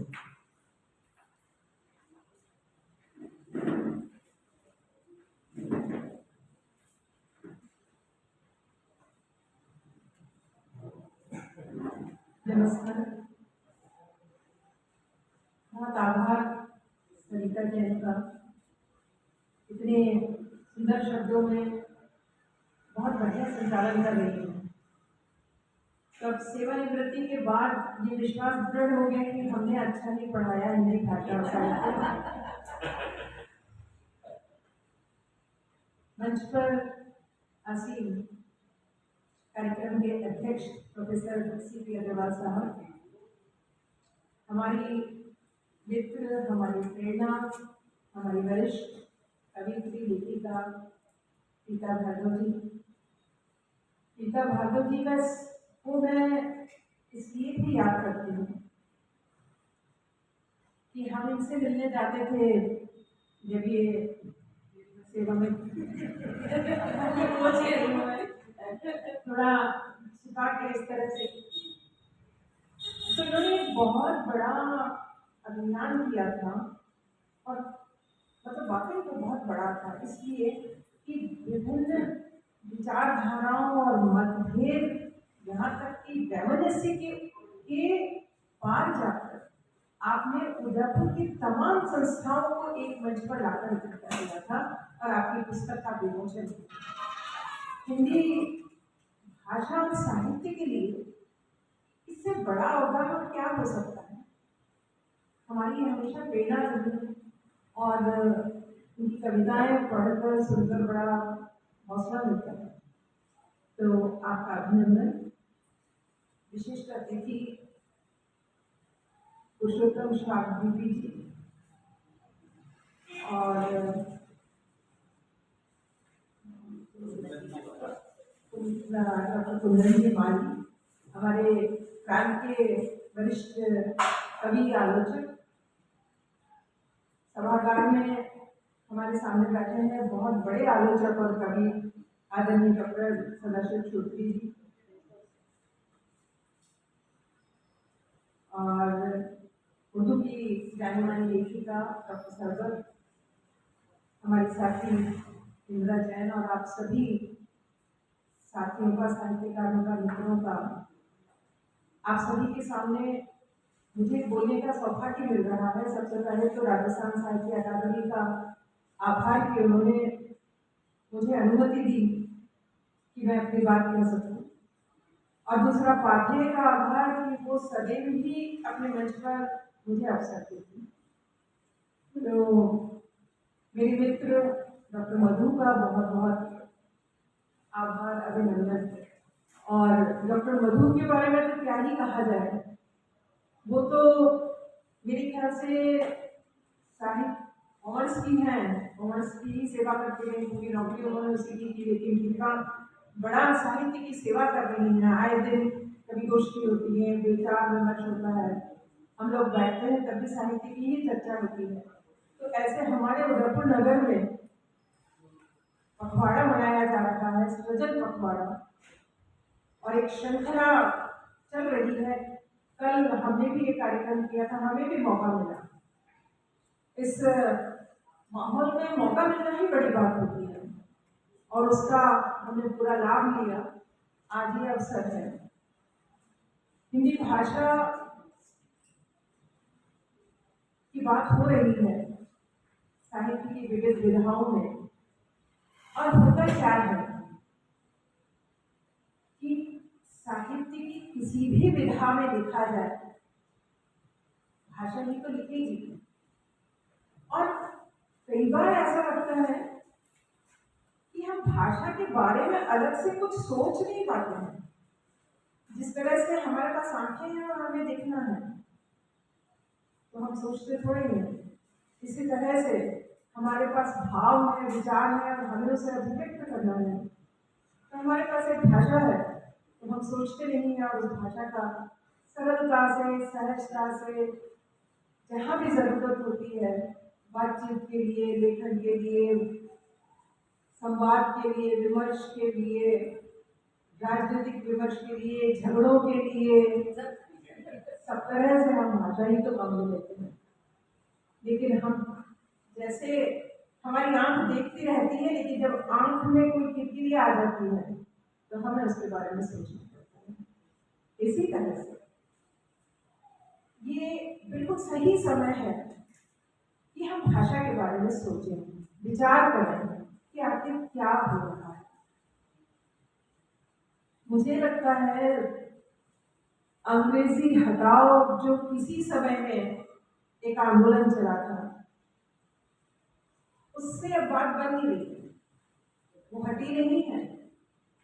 वो तो बहुत अच्छी तरह से अपने अखाड़े में जम चुकी है, उसको कोई नहीं हटा सकता। वो हमारे ज्ञान की भाषा हो गई है। अंतर्राष्ट्रीय मंचों पर उस भाषा की जरूरत हो गई। तो हम अब इस बात को कह के क्या हासिल करेंगे कि अंग्रेजी हटाओ, तो हम वो बात करते हैं जो हमारी भाषा के संकट की है और हमारी भाषा की सुविधा की भी। मुझे एक प्रसंग ये याद आता है जो हमारे पिताजी सुनाया करते थे। वो ये कहते थे कि किसी समय में हिंदी टाइपिंग नहीं हुआ करती थी, तो वो अंग्रेजी ही टाइप हुआ करता था। धीरे धीरे करके तकनीक ने इतना विकास तो कर लिया है, और ये तकनीक का विकास हमारी भाषा का भी विकास है, उसका भी प्रचार है, उसका भी प्रसार है। और हम अब अगर ये कहें कि मैकाले ने एक समय में हमारा क्या नुकसान किया था, और उन्होंने ये कहा कि ब्रिटिश की एक अलमारी का जो साहित्य है वो पूरे हमारे देश के साहित्य के बराबर है, इसलिए उसकी कोई आवश्यकता नहीं है, आप तो यही काम करें। लेकिन इसका काउंटर गांधी जी ने बहुत अच्छा दिया था। जब भारत स्वतंत्र हो गया तो बीबीसी के संवाददाता ने उनसे पूछा कि आप क्या कहना चाहेंगे अंग्रेजी भाषा के संबंध में, तो उन्होंने ये बात कही कि जाकर कह देना कि गांधी अंग्रेजी भूल चुका है। ठीक है, गांधी जी ने एक घोषणा कर दी, लेकिन सारे प्रयासों के उपरांत भी हिंदी राजभाषा बन गई, और हर साल एक बार एक संघर्ष हम करते हैं और हम ये कहते हैं कि ये राष्ट्रभाषा हो जानी चाहिए, ऐसा हो जाना चाहिए, वैसा हो जाना चाहिए, पर कौन करेगा? करने का काम कोई नहीं करता है। तो सवाल ये है मेरी दृष्टि में, 3 मोर्चों पर अगर ये मुहिम है तो इसको आगे बढ़ाया जाए। उसमें पहला जो कदम उठाया जा सकता है, ये जो सबसे सहयोगी हो सकता है, वो है सरकार। कोई भी सरकार हो, सरकार ने क्या किया है, किसी ने नहीं देखा, किसी ने विचार नहीं किया, और धीरे धीरे करके निजी स्कूलों से आर्ट्स फैकल्टी ही समाप्त हो गई। नहीं, आप जाके देख लीजिए, एक सर्वे कर लीजिए, किसी का ध्यान इस तरफ नहीं है।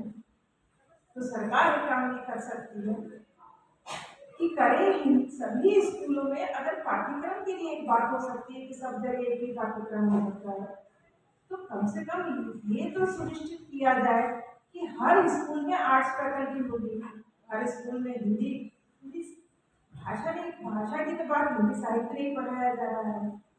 तो एक पुरानी उक्ति है कि एक माँ ने अपने बेटे से ये कहा कि तू चाहे कम शिक्षा लेना, मगर अपनी भाषा का व्याकरण जरूर पढ़। अगर ये व्याकरण जो आ गया ना, तो तुझे दुनिया में कोई ठग नहीं सकेगा। हमारे समय में हम जब पढ़ते थे तो अंग्रेजी भाषा को हिंदी से पढ़ाया जाता था। कई बार कह दिया कि ये जो एप्पल है, तुम घर पे जो सेब खाते हो ना, उसको एप्पल, तुम जो घर में आम खाते हो वो मैंगो है। लेकिन अभी थोड़े दिनों पहले मैं एक रील देख रही थी, और एक हिंदी की टीचर पढ़ा रही थी, उसमें बड़ी की और छोटी कहाँ लगाई जाती है, और वो पूछ भी रही थी बच्चों से भी, वो तो कोई उसका कोई उत्तर कोई दे नहीं पा रहा था। जैसे मुझे एक ट्रेन में एक लड़की मिल गई, उसने कहा कि आप हिंदी के टीचर हैं? अरे मैडम, हिंदी तो बहुत ही कठिन होती है, मुझे तो ये भी नहीं पता कि बड़ी की कहाँ लगाते हैं, छोटी की। तो कैसे पता चलेगा जब हिंदी नहीं पढ़ाई गई व्याकरण? तो वो जो मैडम थी, बहरहाल वो जो मैडम थी, उन्होंने ये कहा कि जहाँ एक वाक्य दूसरे वाक्य से जुड़ता है, तो जो जुड़ता है ना, वहां पर वो छोटी की लगती है। जैसे कि कोई आवश्यकता नहीं थी, बात तो वही पूरी हो गई थी ना कि 2 वाक्यों के बीच में की लगना चाहिए, छोटा की लगना चाहिए। मेरी माँ ने कहा कि कल जरूर ये वाला काम करेंगे। अब उन्होंने कहा जैसे अंग्रेजी में होता है ना दैट, वैसे हिंदी। तो ये जो चीजें बदल रही है, पूरा सिनेरियो ही बदल गया, दृश्य ही पूरा का पूरा बदल गया। एक बात जो बातें तो खैर बहुत हैं, क्योंकि विषय है साहित्य की विधाएं, तो मैं एक बात आप सभी के सामने कहना चाहती हूँ कि हम सब लिखने वालों के पास, लेखकों के पास शब्दों की कमी नहीं है। शब्द हमारे पास आ ही जाते हैं, लेकिन चक्कर क्या पड़ता है कि हम अनावश्यक रूप से उन शब्दों को ले आते हैं क्या करने के लिए।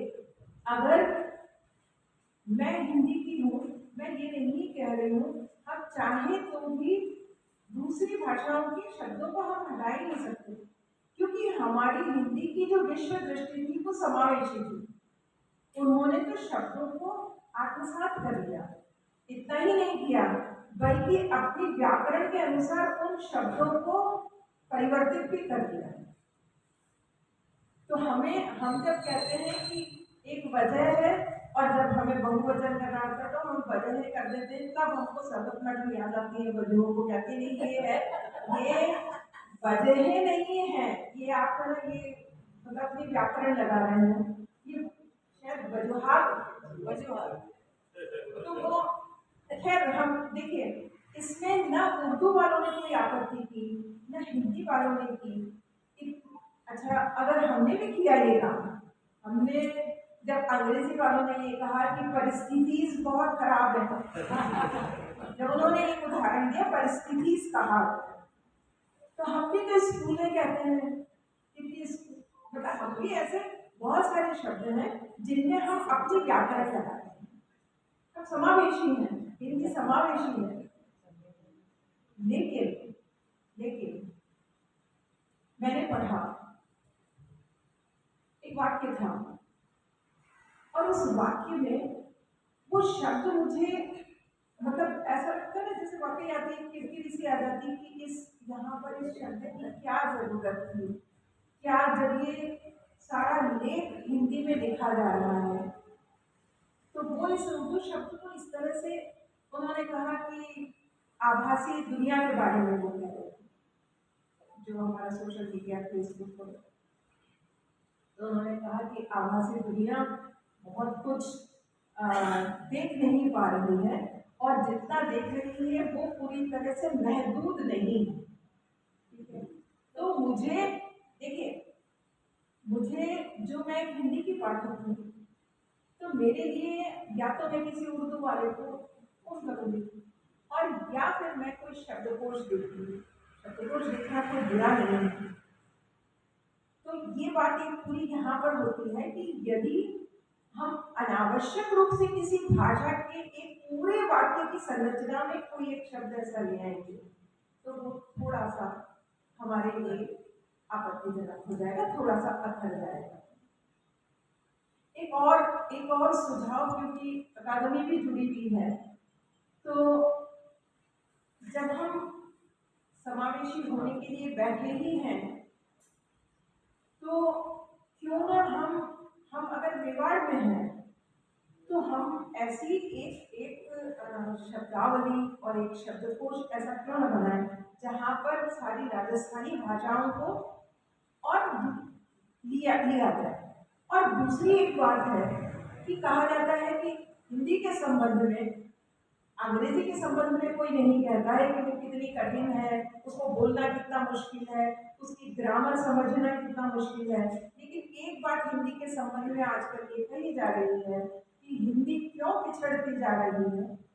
आज हिंदी दो छोर पर है, एक तरफ पूरे विश्व में हिंदी फैल रही है, विश्व हिंदी सम्मेलन हो रहे हैं, लेकिन इससे भी इनकार नहीं कर सकते कि हिंदी माध्यम से पढ़ने वाले कितने बच्चे हैं, कितने माता पिता हैं। मेरे पिताजी हिंदी के, मैं हिंदी की थी, आजीवन रोजी रोटी हिंदी की रही, लेकिन जब मुझे अपने बच्चे को पढ़ाना था और मेरे फादर ने इस बात के लिए काफ़ी हमारी बहस हुई, लेकिन हमने मतलब मुझे अब याद आता है कि हमने कैसे ये हिम्मत की उनसे ये कहने की कि आप नहीं समझेंगे कि अब अंग्रेजी का कैसा वर्चस्व हो गया है, हम हिंदी में नहीं पढ़ा पाते, हमें अंग्रेजी माध्यम की स्कूल में हमारे बच्चे को पढ़ाना पड़ेगा। आप नहीं समझ पा रहे हैं कि क्या हो रहा है। हिंदी के संबंध में एक बहस और भी चल रही है और वह है नई वाली हिंदी। तो नहीं, वो इंग्लिश भी देखिए, वो ये कह रहे हैं कि नई वाली हिंदी क्या है। जब उनसे बार बार पूछा गया तो उन्होंने कहा कि थाने में जाकर पूछिए, हमसे क्यों पूछ रहे हैं, ओ नई वाली हिंदी क्या है। उसकी वो ये व्याख्या करते हैं कि अब हमारी हम जिस नई दुनिया को देख रहे हैं, भले से वो युवाओं की दुनिया हो, भले वो स्त्री पुरुषों की दुनिया हो, भले वो पर्यावरणीय दुनिया हो, और तो हम इस दुनिया को अपने साहित्य में लेके आ रहे हैं, इसलिए हम नई वाली हिंदी कह रहे हैं। हम ये नहीं कह रहे कि नई वाली हिंदी भाषा, हम ये कह रहे हैं नई वाली हिंदी। तो उसमें हिंदी भी है और साहित्य भी। दूसरी बात वो ये कह रहे हैं कि हम अपने साहित्य में जहाँ हम अपनी आंचलिक भाषा को भी उसमें जोड़ रहे हैं, तो इसलिए हम नई वाली हिंदी की बात कर रहे हैं। हालांकि उनसे मैंने ये भी कहा कि आप आज ये बात कर रहे हैं, लेकिन हमारे यहाँ तो फणीश्वरनाथ रेणु ने मेला आंचल में कब से ही आंचलिक भाषा को काम ले लिया था। खैर, ये एक बहस है, इस तरह की बहस है। और इस विमर्श के बीच ही मुझे केदारनाथ सिंह की एक कविता याद आती है। कविता मैं नहीं सुना रही हूँ, केवल उसका जो भाव है वो मुझे बहुत प्रभावित करता है। और वो ये कहते हैं कि जितने भी स्वर और व्यंजन है और उनसे जिन शब्दों का निर्माण हो रहा है, उन्हें आप है ना ऐसे ही कि हिंदी भाषा बन गई और एक व्याकरण बन गई और स्वर और व्यंजन बन गए, उस तरह से मत देखिए। गौर करिए कि जो न है वो नकार का है, प्र है वो प्रतिरोध का है, च है वो माता का अपनी संतान से चुंबन भी हो सकता है। तो सबसे पहले गौर करने वाली बात है प्र की, प्रेम और प्रतिरोध की। हम मनुष्य होने के नाते यह देख सकते हैं और समझ भी सकते हैं कि हमें कहाँ प्रतिरोध करना है। भाषा का एक काम सच के साथ जाने का भी है, सच्चाई के साथ जाने का है, सत्य का साथ देने का। और तो प्र से प्रेम और प्र से करुणा की भी बात हम करते हैं, और अल्टीमेटली अंततः साहित्य का जो काम है वो प्रेम और करुणा का प्रसार करते हैं। तो जो बात हम ये कह रहे हैं कि हमारे पास शब्द बहुत हैं, लेकिन हमारी रचना में भी कहाँ सही स्थान पा रहे हैं, और हमारे भावों में, हमारे विचारों में और हमारे आचरण में, हमारे सामाजिक जीवन में उन शब्दों की क्या महत्ता है, उसको हमें पहचानने की आवश्यकता है। शुक्रिया।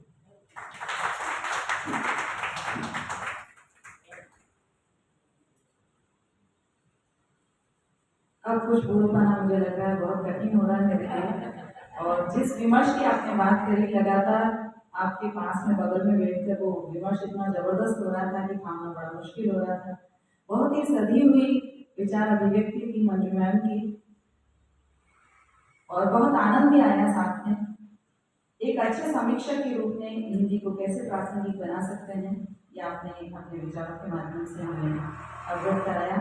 और साथ ही आपके व्यक्तित्व की एक बात कहना चाहूँगी कि कैसे मुझे लगता है कि मीरागंज के बहुत सारे प्रोफेसर यहाँ पर है, लेकिन आप सभी सहेलियाँ हैं अभी तक, है ना। ये बहुत बड़ी बात होती है कि नौकरी में साथ होना अलग बात है, लेकिन वो दोस्ती लंबे समय तक आपका रिटायरमेंट भी साथ में चलती है, ये एक सौभाग्य है। तो कैसे दोस्तों के साथ मित्रता निभाई जाए, कैसे पिता के साहित्य यात्रा को गति दी जाए और कैसे शिष्यों को आगे बढ़ाकर अपना अपार स्नेह दिया जाए, ये सीखा जा सकता है मंजू मैडम से। बहुत बहुत आभार मैम। और अब मैं आमंत्रित कर रही हूँ आज के हमारे विशिष्ट अतिथि वरिष्ठ साहित्यकार कुंदन जी माली साहब।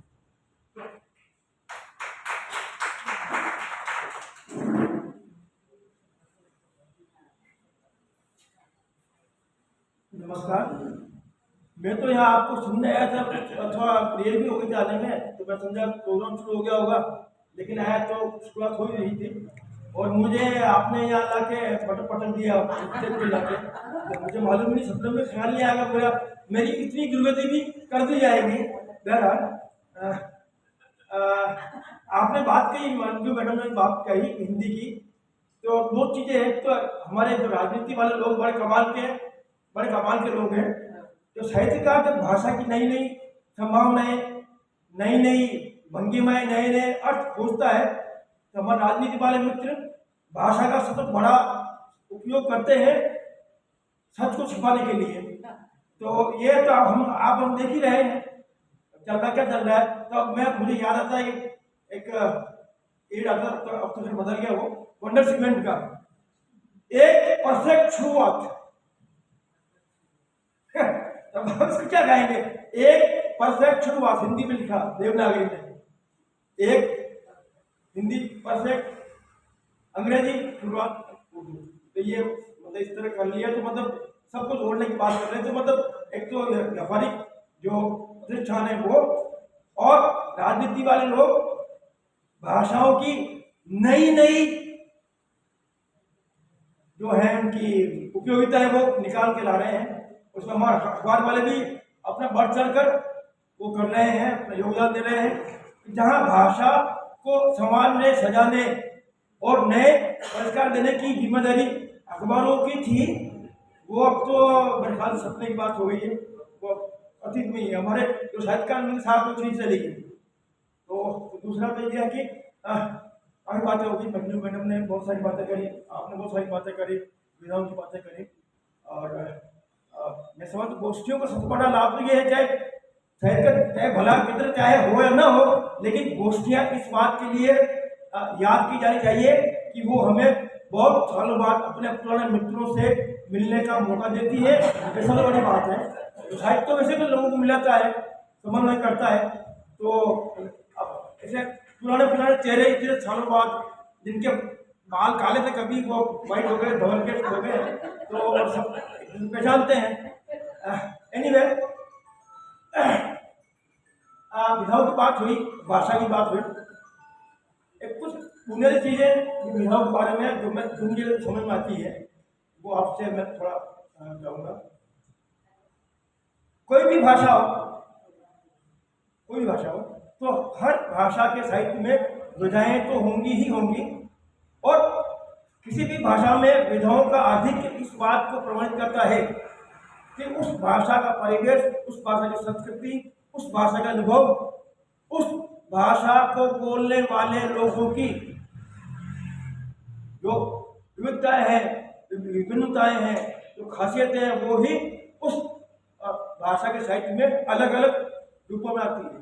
और सवाल ये उठता है कि मान लीजिए अगर मुझे थोड़ा सा कोई बीमारी है लिखने की, मैं लिख रहा हूँ बीमारी है लिखने की, तो कई बार मुझे लगता है कि मैं कविता लिख रहा हूँ और मैं आलोचना में लिख रहा हूँ, कहानी में लिख रहा हूँ। तो यार मैं मुझसे बड़ा कोई नहीं सकता, प्रमुख बात मेरा नंबर ही है सृष्टि में, तो मैं क्यों ना लिखूं नाटक, आलोचना, एकांकी, संस्मरण, रिपोर्टाज, रेखाचित्र, ये सब मैं क्यों नहीं लिख सकता? मुझे किसी ने बाधा तो नहीं है, संवैधानिक बाध्यता भी नहीं है, तो मैं क्यों नहीं लिखूंगा? तो आप जो जितने भी मित्र लिखने पढ़ने वाले हैं, तो उन्होंने कभी शायद इस बात का ध्यान दिया होगा कि एक लेखक अपनी विधा में लिख रहा है, चाहे वो कविता लिख रहा है, चाहे कहानी लिख रहा है, चाहे उपन्यास लिख रहा है, चाहे आलोचना लिख रहा है या अनुवाद कर रहा है, तो वो बाकी विधाओं में क्यों नहीं जा पाता? दो तीन उदाहरण ऐसे होंगे जो जिसमें मतलब मेरे ख्याल से एक धर्मी भारती है, फिर अज्ञेय जी हैं, धर्मी भारती अज्ञेय जी हैं, और हमारे आज के नलचंद्र आचार्य। तो आप देख लीजिए कि एक साहित्यकार, एक लेखक बहुत सारी विधाओं में लिखता है, अच्छा लिखता है, बढ़िया लिखता है, लेकिन आप मान के चलिए कोई कितना भी बड़ा साहित्यकार, कितना भी सफल साहित्यकार है, तो उसकी मूल विधा तो 2 या 3 ही मिल सकती है। अज्ञेय जी जितने बड़े कवि हैं, तो अज्ञेय जी उतने बड़े उपन्यासकार भी हैं, उन्होंने बहुत सारे वो सब किए हैं, पत्रकारिता उनकी बहुत अच्छी रही है। तो वो जमाना गया कि पत्रकार और साहित्यकार एक ही वो करते थे, और पत्रकारिता साहित्य एक दूसरे को पूर्ण करते थे। अब तो मतलब पत्रकारों की निगाह में साहित्यकारों को ज़्यादा कदर भी नहीं है, और अखबारों में सब चीज़ें खत्म भी कर दी है, धीरे खत्म कर दी है। और तो पूरे अपने सारे सिनेरियर्स के और सेलिब्रिटीज़ के जिन्होंने फोटो आ रहे हैं, तो वे बदल के खैर वो।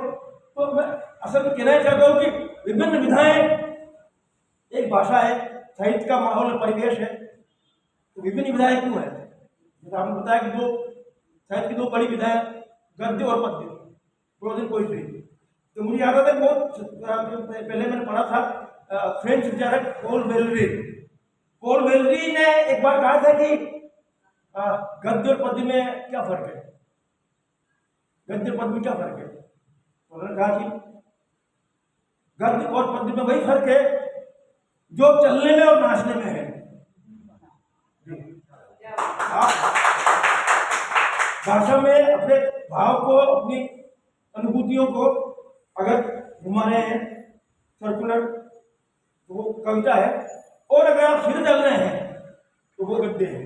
तो मेरे ख्याल इससे बेहतर तो मेरे ख्याल से कोई अंतर होगा नहीं गद्य पद्य में।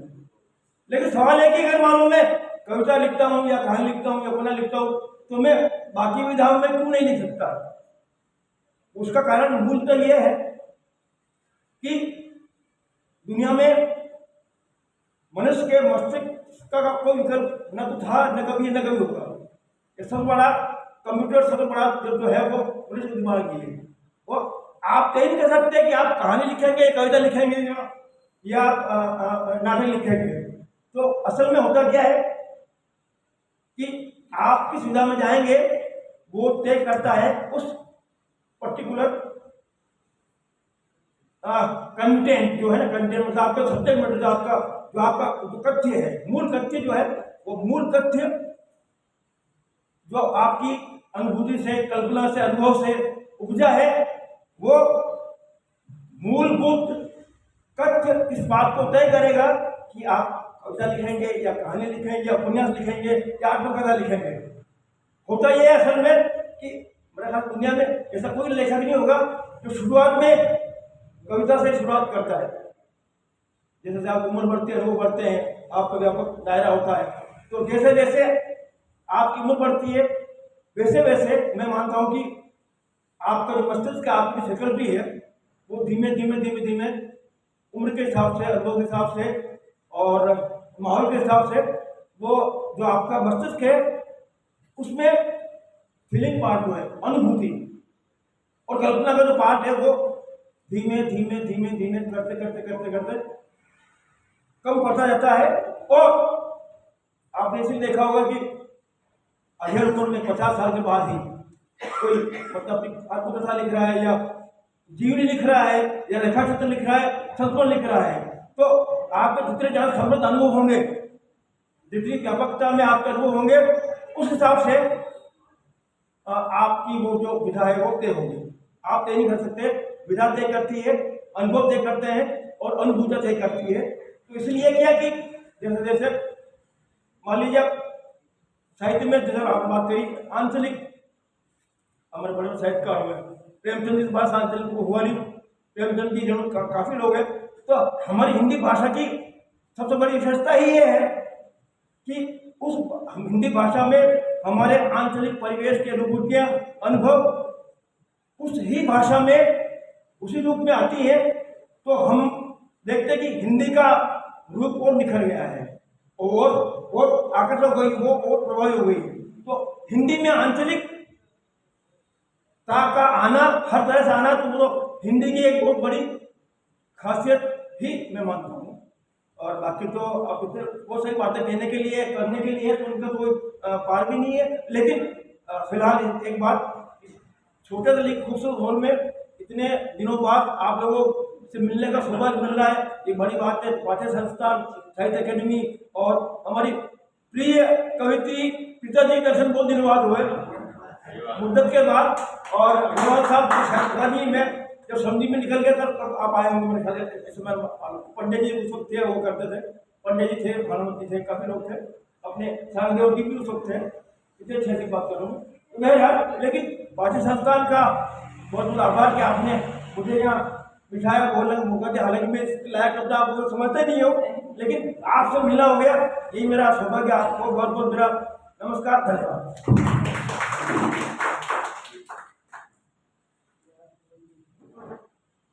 कुंदन जी माली साहब के उद्बोधन को सुनकर मुझे ऐसा लग रहा था पास में बैठ कर कि उनके पास इतने विचार हैं कि थामना मुश्किल हो रहा है कि क्या कहूँ और क्या मेरे अंदर रहने दें। इस तरह की अनुभूति मुझे हो रही थी।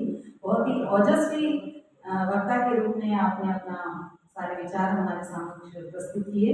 और साहित्य विधाओं से परे नहीं हो सकता है, चाहे किसी में भी आपकी कलम चले, लेकिन कलम चलती रहनी चाहिए। आपका जब उद्बोधन था तो सुनील भैया ने मुझे बहुत कहा था, मेरी इच्छा भी थी, लेकिन महाविद्यालय से आने के बाद कोई ताकत कम जुटा पाते हैं कि इधर उधर जाए। आज तो मेरे गुरु माँ का स्नेह भरा आमंत्रण था, इसलिए आना ही था।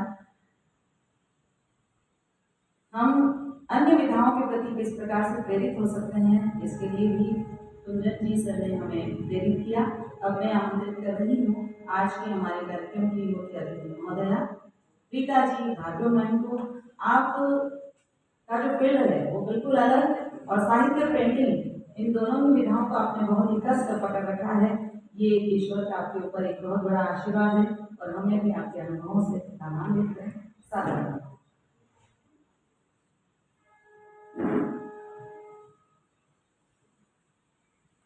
आज की संध्या में कला, साहित्य, संस्कृति और पुरातत्व विभाग, साहित्य अकादमी और पाथे सभी संस्थाओं ने मिलकर हिंदी भाषा के लिए जो ये अनूठा ऐसा कार्यक्रम रखा, जिसमें बहुत सारे मित्र एक साथ मिले, बैठे और एक गहन विचार विमर्श कर अपने विचार को बड़ी दिशा दी। उसके लिए जितना भी मैं साधुवाद हूँ, और खास करके इसलिए भी कि कई वर्षों से मैं अपनी निजी समस्याओं में थी, तो मधु जी ने मुझे निकाल लिया बाहर और आप सबसे मिली। और अब मेरा ये कमिटमेंट या वादा है कि अब मैं फ्री होंगी। अब आती तो सम्मानित मंच पर विराजमान शारदी जी, कुंदन माली जी, अग्रवाल जी, सरिता जी, और सामने विराजे हुए आज के समय के 2025 के भारत देश के हिंदी के वो प्रेमी, वो सेवक, वो सैनिक, सेनानी, जो घरों से निकल कर इसलिए आते हैं कि अपनी इस हिंदी भाषा के लिए कुछ करना है और विचार करते हैं। एक एक उस अनमोल रत्न को मैं नमन करती हूँ और धन्यवाद देती हूँ। आप सबके सामने बोलना, कुछ कहना बहुत ही कठिन है। मैं अपनी बात शुरू करती हूँ सरवर जी के एक वाक्य से, एक विचार से। ये बड़ी अलग सी बात थी जो मुझे कहीं और ही दिशा में ले गई कि दर्पण के सामने खड़े होकर 3-3 बार रिहर्सल करना किसी का बोलने से पहले, तो आजकल सोचा ही नहीं जा सकता।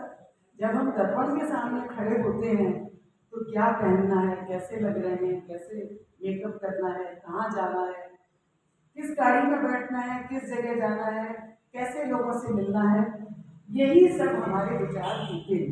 और जो विचार हमारे होते हैं वही हमारा जीवन और हमारे जीवन के सारे आयाम और प्रकारांतर से कहूँ तो हमारी भाषा, संस्कृति भी वही तय करते हैं।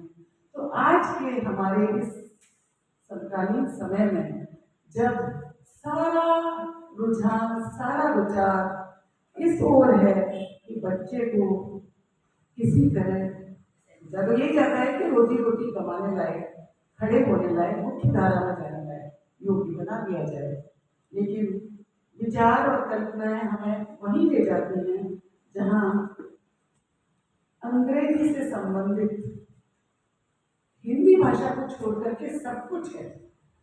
बड़ी गाड़ी, बड़े कोठी, कार, नौकरियां, हर जगह जो चीजें इस्तेमाल हो रही हैं, शॉपिंग मॉल, शॉपिंग, जो कुछ भी हमारी इस दुनिया में, तो इस दुनिया से मुझे याद आता है एक वो समय था जब 40-45 वर्ष पूर्व मैं घर से निकली थी, उस समय या घर में थी, उस समय एक दुनिया से जुड़ने का, अभिव्यक्ति करने का, सुनने का, समझने का एक ही तरीका था, रेडियो।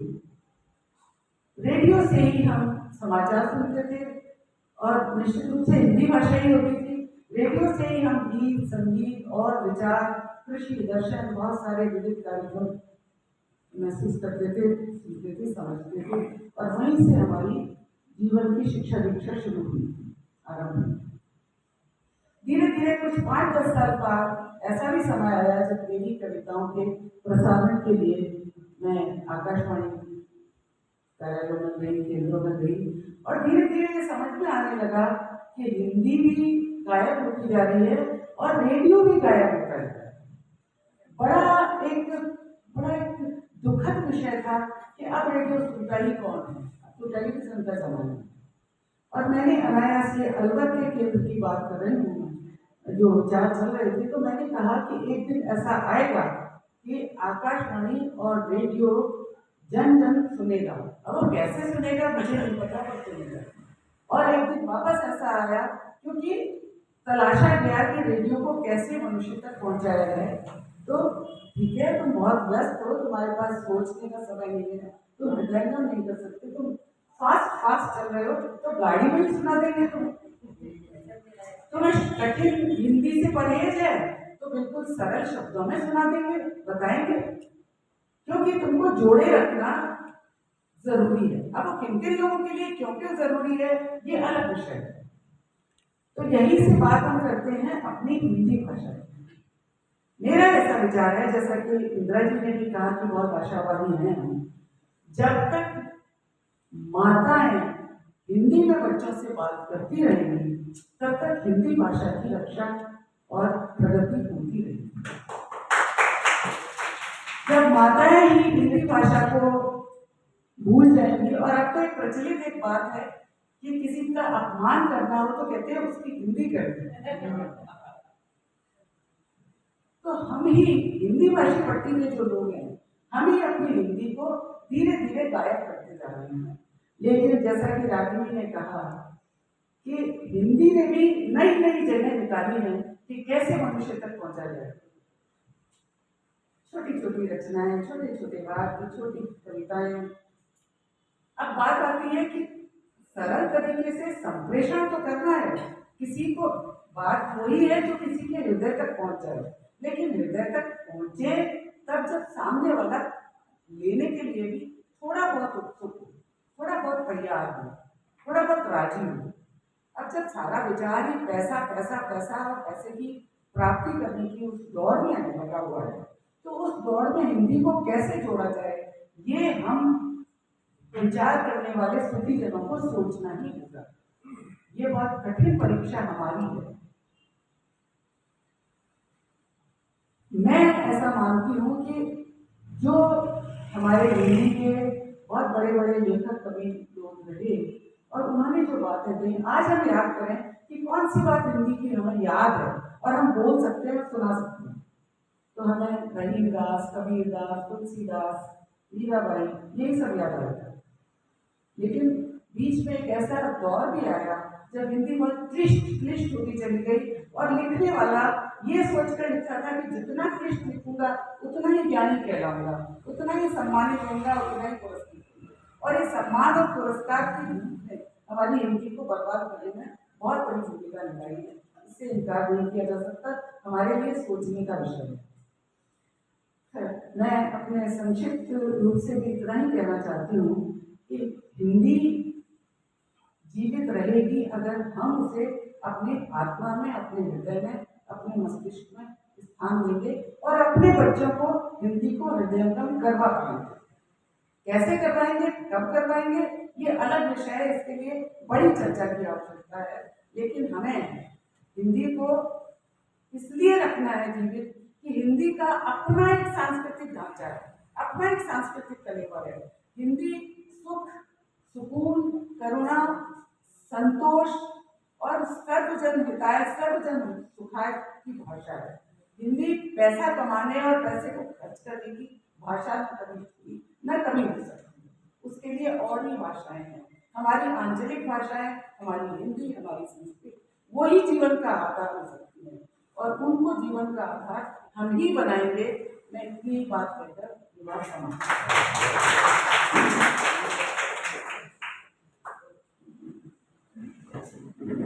आज के हमारे कार्यक्रम की मुख्य अतिथि महोदया श्रीमती गीता जी भार्गव ने हिंदी की पहुंच कैसे आसान हो इसके लिए प्रभावी संप्रेषण किया आपने और बहुत ही धरातलीय स्तर पर अपने विचारों से हमें लाभान्वित किया। बहुत बहुत आभार है। और अब मैं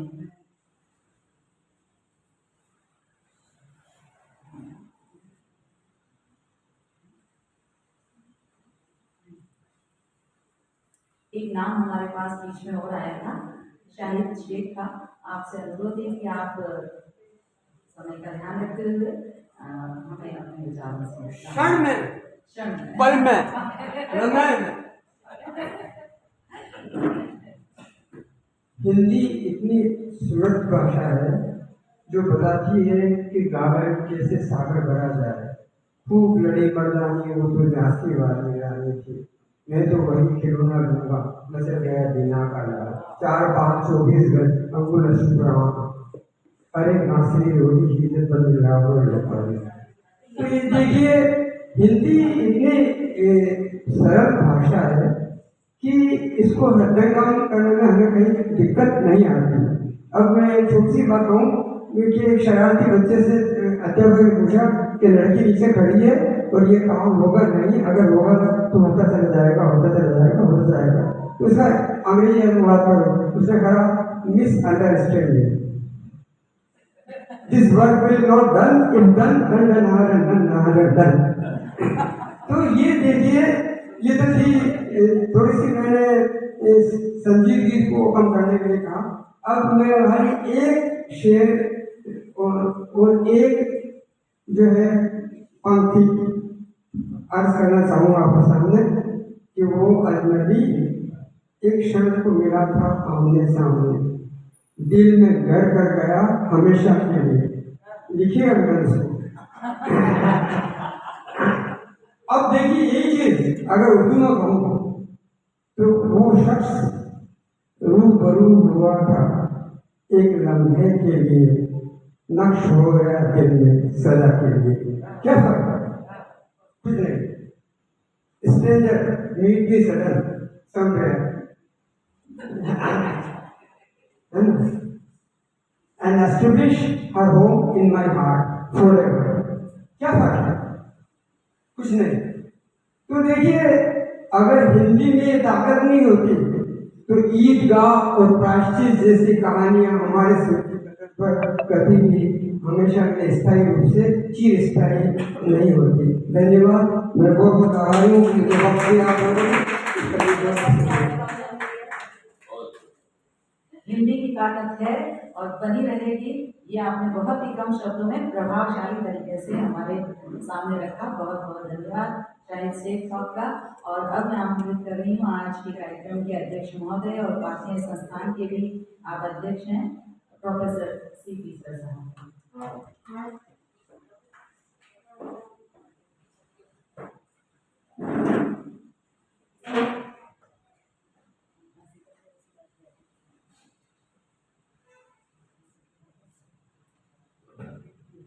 सम्मानित मंच,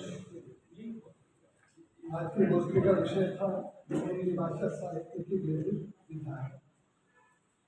विधाएं कुछ भी हो, मूल उसका कारण होता है हमारे वैचारिक भाव को प्रकट करना, चाहे निबंध के रूप में प्रकट करें, चाहे गद्य के रूप में प्रकट करें, पद्य के रूप में प्रकट करें, कहानी के रूप में प्रकट करें। तो हम जो हमारे अंदर की सोच है उसको प्रकट करने के तरीके हैं और अलग अलग विधाओं का प्रचलन है। विधाओं के माध्यम से ही विचारित संप्रेषित किया जाता है। तो इस बारे में हमारे पूर्व वक्ताओं ने बहुत अच्छे तरीके से इसको समझाया। कहने के लिए बहुत ज़्यादा कुछ बचता है और समय भी लंबा हो गया। एक बात जो मेरे विचार में आती है, हिंदी भाषा के प्रचार प्रसार या इसको बढ़ाने की। हर साल हम कई सालों से हिंदी दिवस मना रहे हैं। हम कोई भी दिवस क्यों मनाते हैं, कभी इस पर सोचा? जयंतियां क्यों मनाते हैं? जो विलुप्त हो गए, नहीं रहे, उनकी याद में हम वो दिवस मनाते हैं। तो क्या हिंदी के साथ भी ऐसे दिवस मनाने की जरूरत क्यों पड़ रही है? वो भी हिंदुस्तान में हिंदी भाषा है और फिर भी यहाँ उसकी याद में दिवस मना रहे हैं। ये बहुत बड़ा सोच का विषय है। खाली दिवस मनाने से हिंदी का प्रचार प्रसार या हिंदी बढ़ जाएगी, प्रगति हो जाएगी? नहीं हो सकती।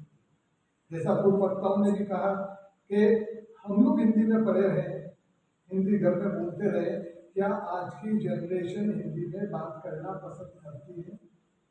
बड़ा उनको शर्मिंदगी महसूस होती है जब वो इंग्लिश के बजाय हिंदी में बोलते हैं, क्योंकि सराउंडिंग में भी, आसपास भी सारा वातावरण अंग्रेजी में है। इस तरह तो हिंदी नहीं बढ़ सकती। हम चाहे कितनी कोशिश कर लें, हिंदी इतना आसान नहीं है कि हम हिंदी को एक ऊंचे लेवल पे, ऊंचे दर्जे पे, जब हिंदुस्तान में हम उसको राष्ट्रभाषा ही नहीं बना सके आज तक। हर प्रांत अपनी भाषा को जो है राष्ट्रभाषा घोषित करवाना चाहता है, तो हिंदी का क्या? खाली अभी पखवाड़ा चल रहा है, हर साल पखवाड़ा भी चलता है, सप्ताह भी चलता है, दिवस भी चलता है, इससे हिंदी नहीं बढ़ने वाली। जब तक हम लोग हमारी आत्मा में इस बारे में निर्णय नहीं कर लें कि हमें हिंदी में ही बात करनी है। कई समाज मैंने देखे हैं, सिंधी समाज, वो आपस में बात करेंगे, सिंधी भाषा में ही बात करेंगे। सिख समाज, वो बात करेंगे आपस में, उनकी सिख भाषा में ही बात करेंगे। इवन देशों की बात करें, हमारे यहाँ जो बांग्लादेश आजाद हुआ था, मुजीबुर रहमान पहली बार आए तो उन्होंने भाषण किसमें दिया? बंगाली भाषा में। तो जब वो लोग ये सब कर सकते हैं, तो हम हिंदी के लिए क्या कर रहे हैं, ये हमें सोचना पड़ेगा। खाली बात कर लेने से 2, 4, 5 मिनट के लिए हम कुछ भी अच्छे सा प्यारा सा भाषण दे दें या प्यारा सा बोल दें, उससे हिंदी का उद्धार नहीं हो सकता, ऐसा मेरा मानना है। हो सकता है आपके विचार मेरे से भिन्न हो, बट हम कोशिश करें तो शायद हिंदी का हम जो है उद्धार कर पाएं। बहुत समय लिया, आप लोग आए, बहुत अच्छा इस कार्यक्रम को आपने जो है बनाया है, उसके लिए मैं आप सबका हृदय से धन्यवाद देता हूँ। पाकिस्तान की ओर से देता हूँ, राजस्थान सरकार की तरफ से देता हूँ कि उन्होंने ये कार्यक्रम को बनाया है और एक सफल कार्यक्रम। धन्यवाद। सबको ग्रुप से धन्यवाद से पहले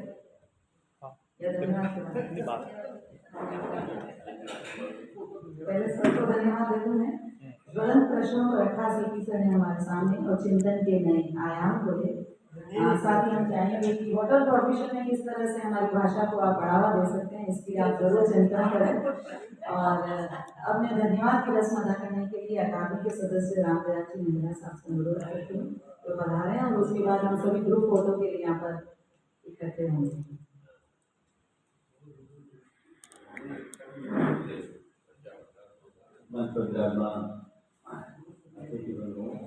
उपस्थित जैन सज्जनों, मैं सबसे पहले तो पाठ्य संस्थान का आभार व्यक्त करता हूँ कि राजस्थान साहित्य अकादमी के अनुरोध को स्वीकार किया और इसी का नील चर्चा हमारे समझी। आज के सभा के अध्यक्ष अग्रवाल साहब, मुख्य अतिथि पिताजी भार्गव, दोनों विशिष्ट अतिथि कुंदन माली जी, पुरुषोत्तम जी और संचालक और उपस्थित बंधुओं, पुनः आप सबका आभार और धन्यवाद कि राजस्थान साहित्य अकादमी के लोग बराबर आते हैं और इस तरह से चर्चा आयोजन में भागीदारी करके हमें हौसला बढ़ाते हैं।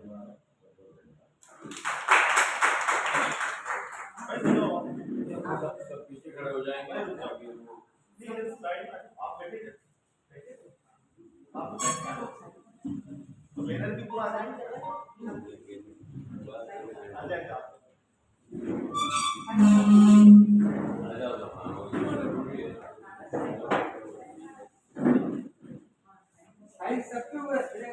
अभी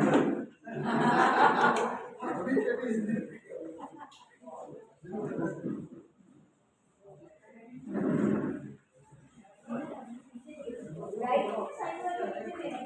दरवाजे से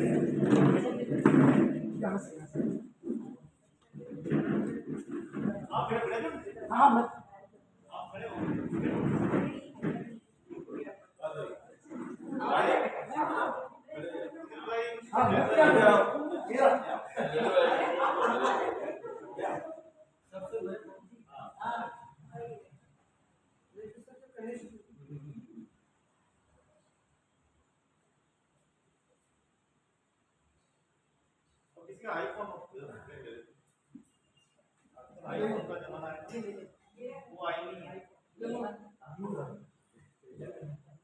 वो नो के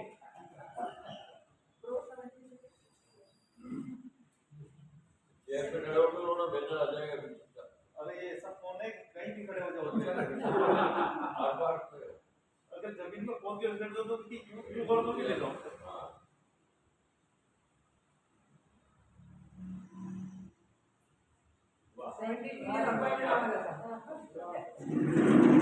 साइड में ये वो आपके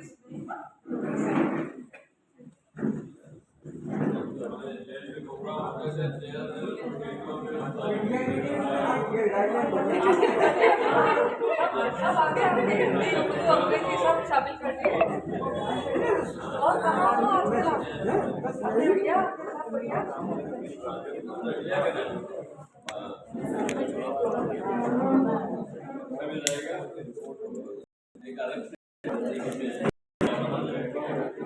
अब आप 4 दिन बता रहे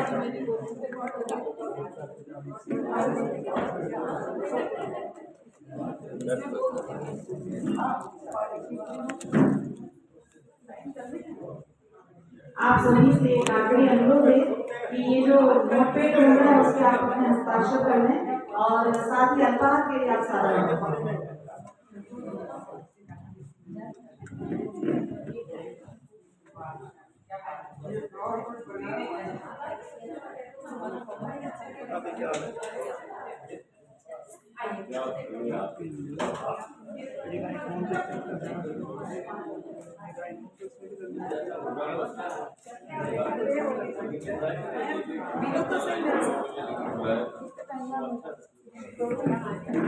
पहले 2 दिन ही छोड़े प्रणाम सर।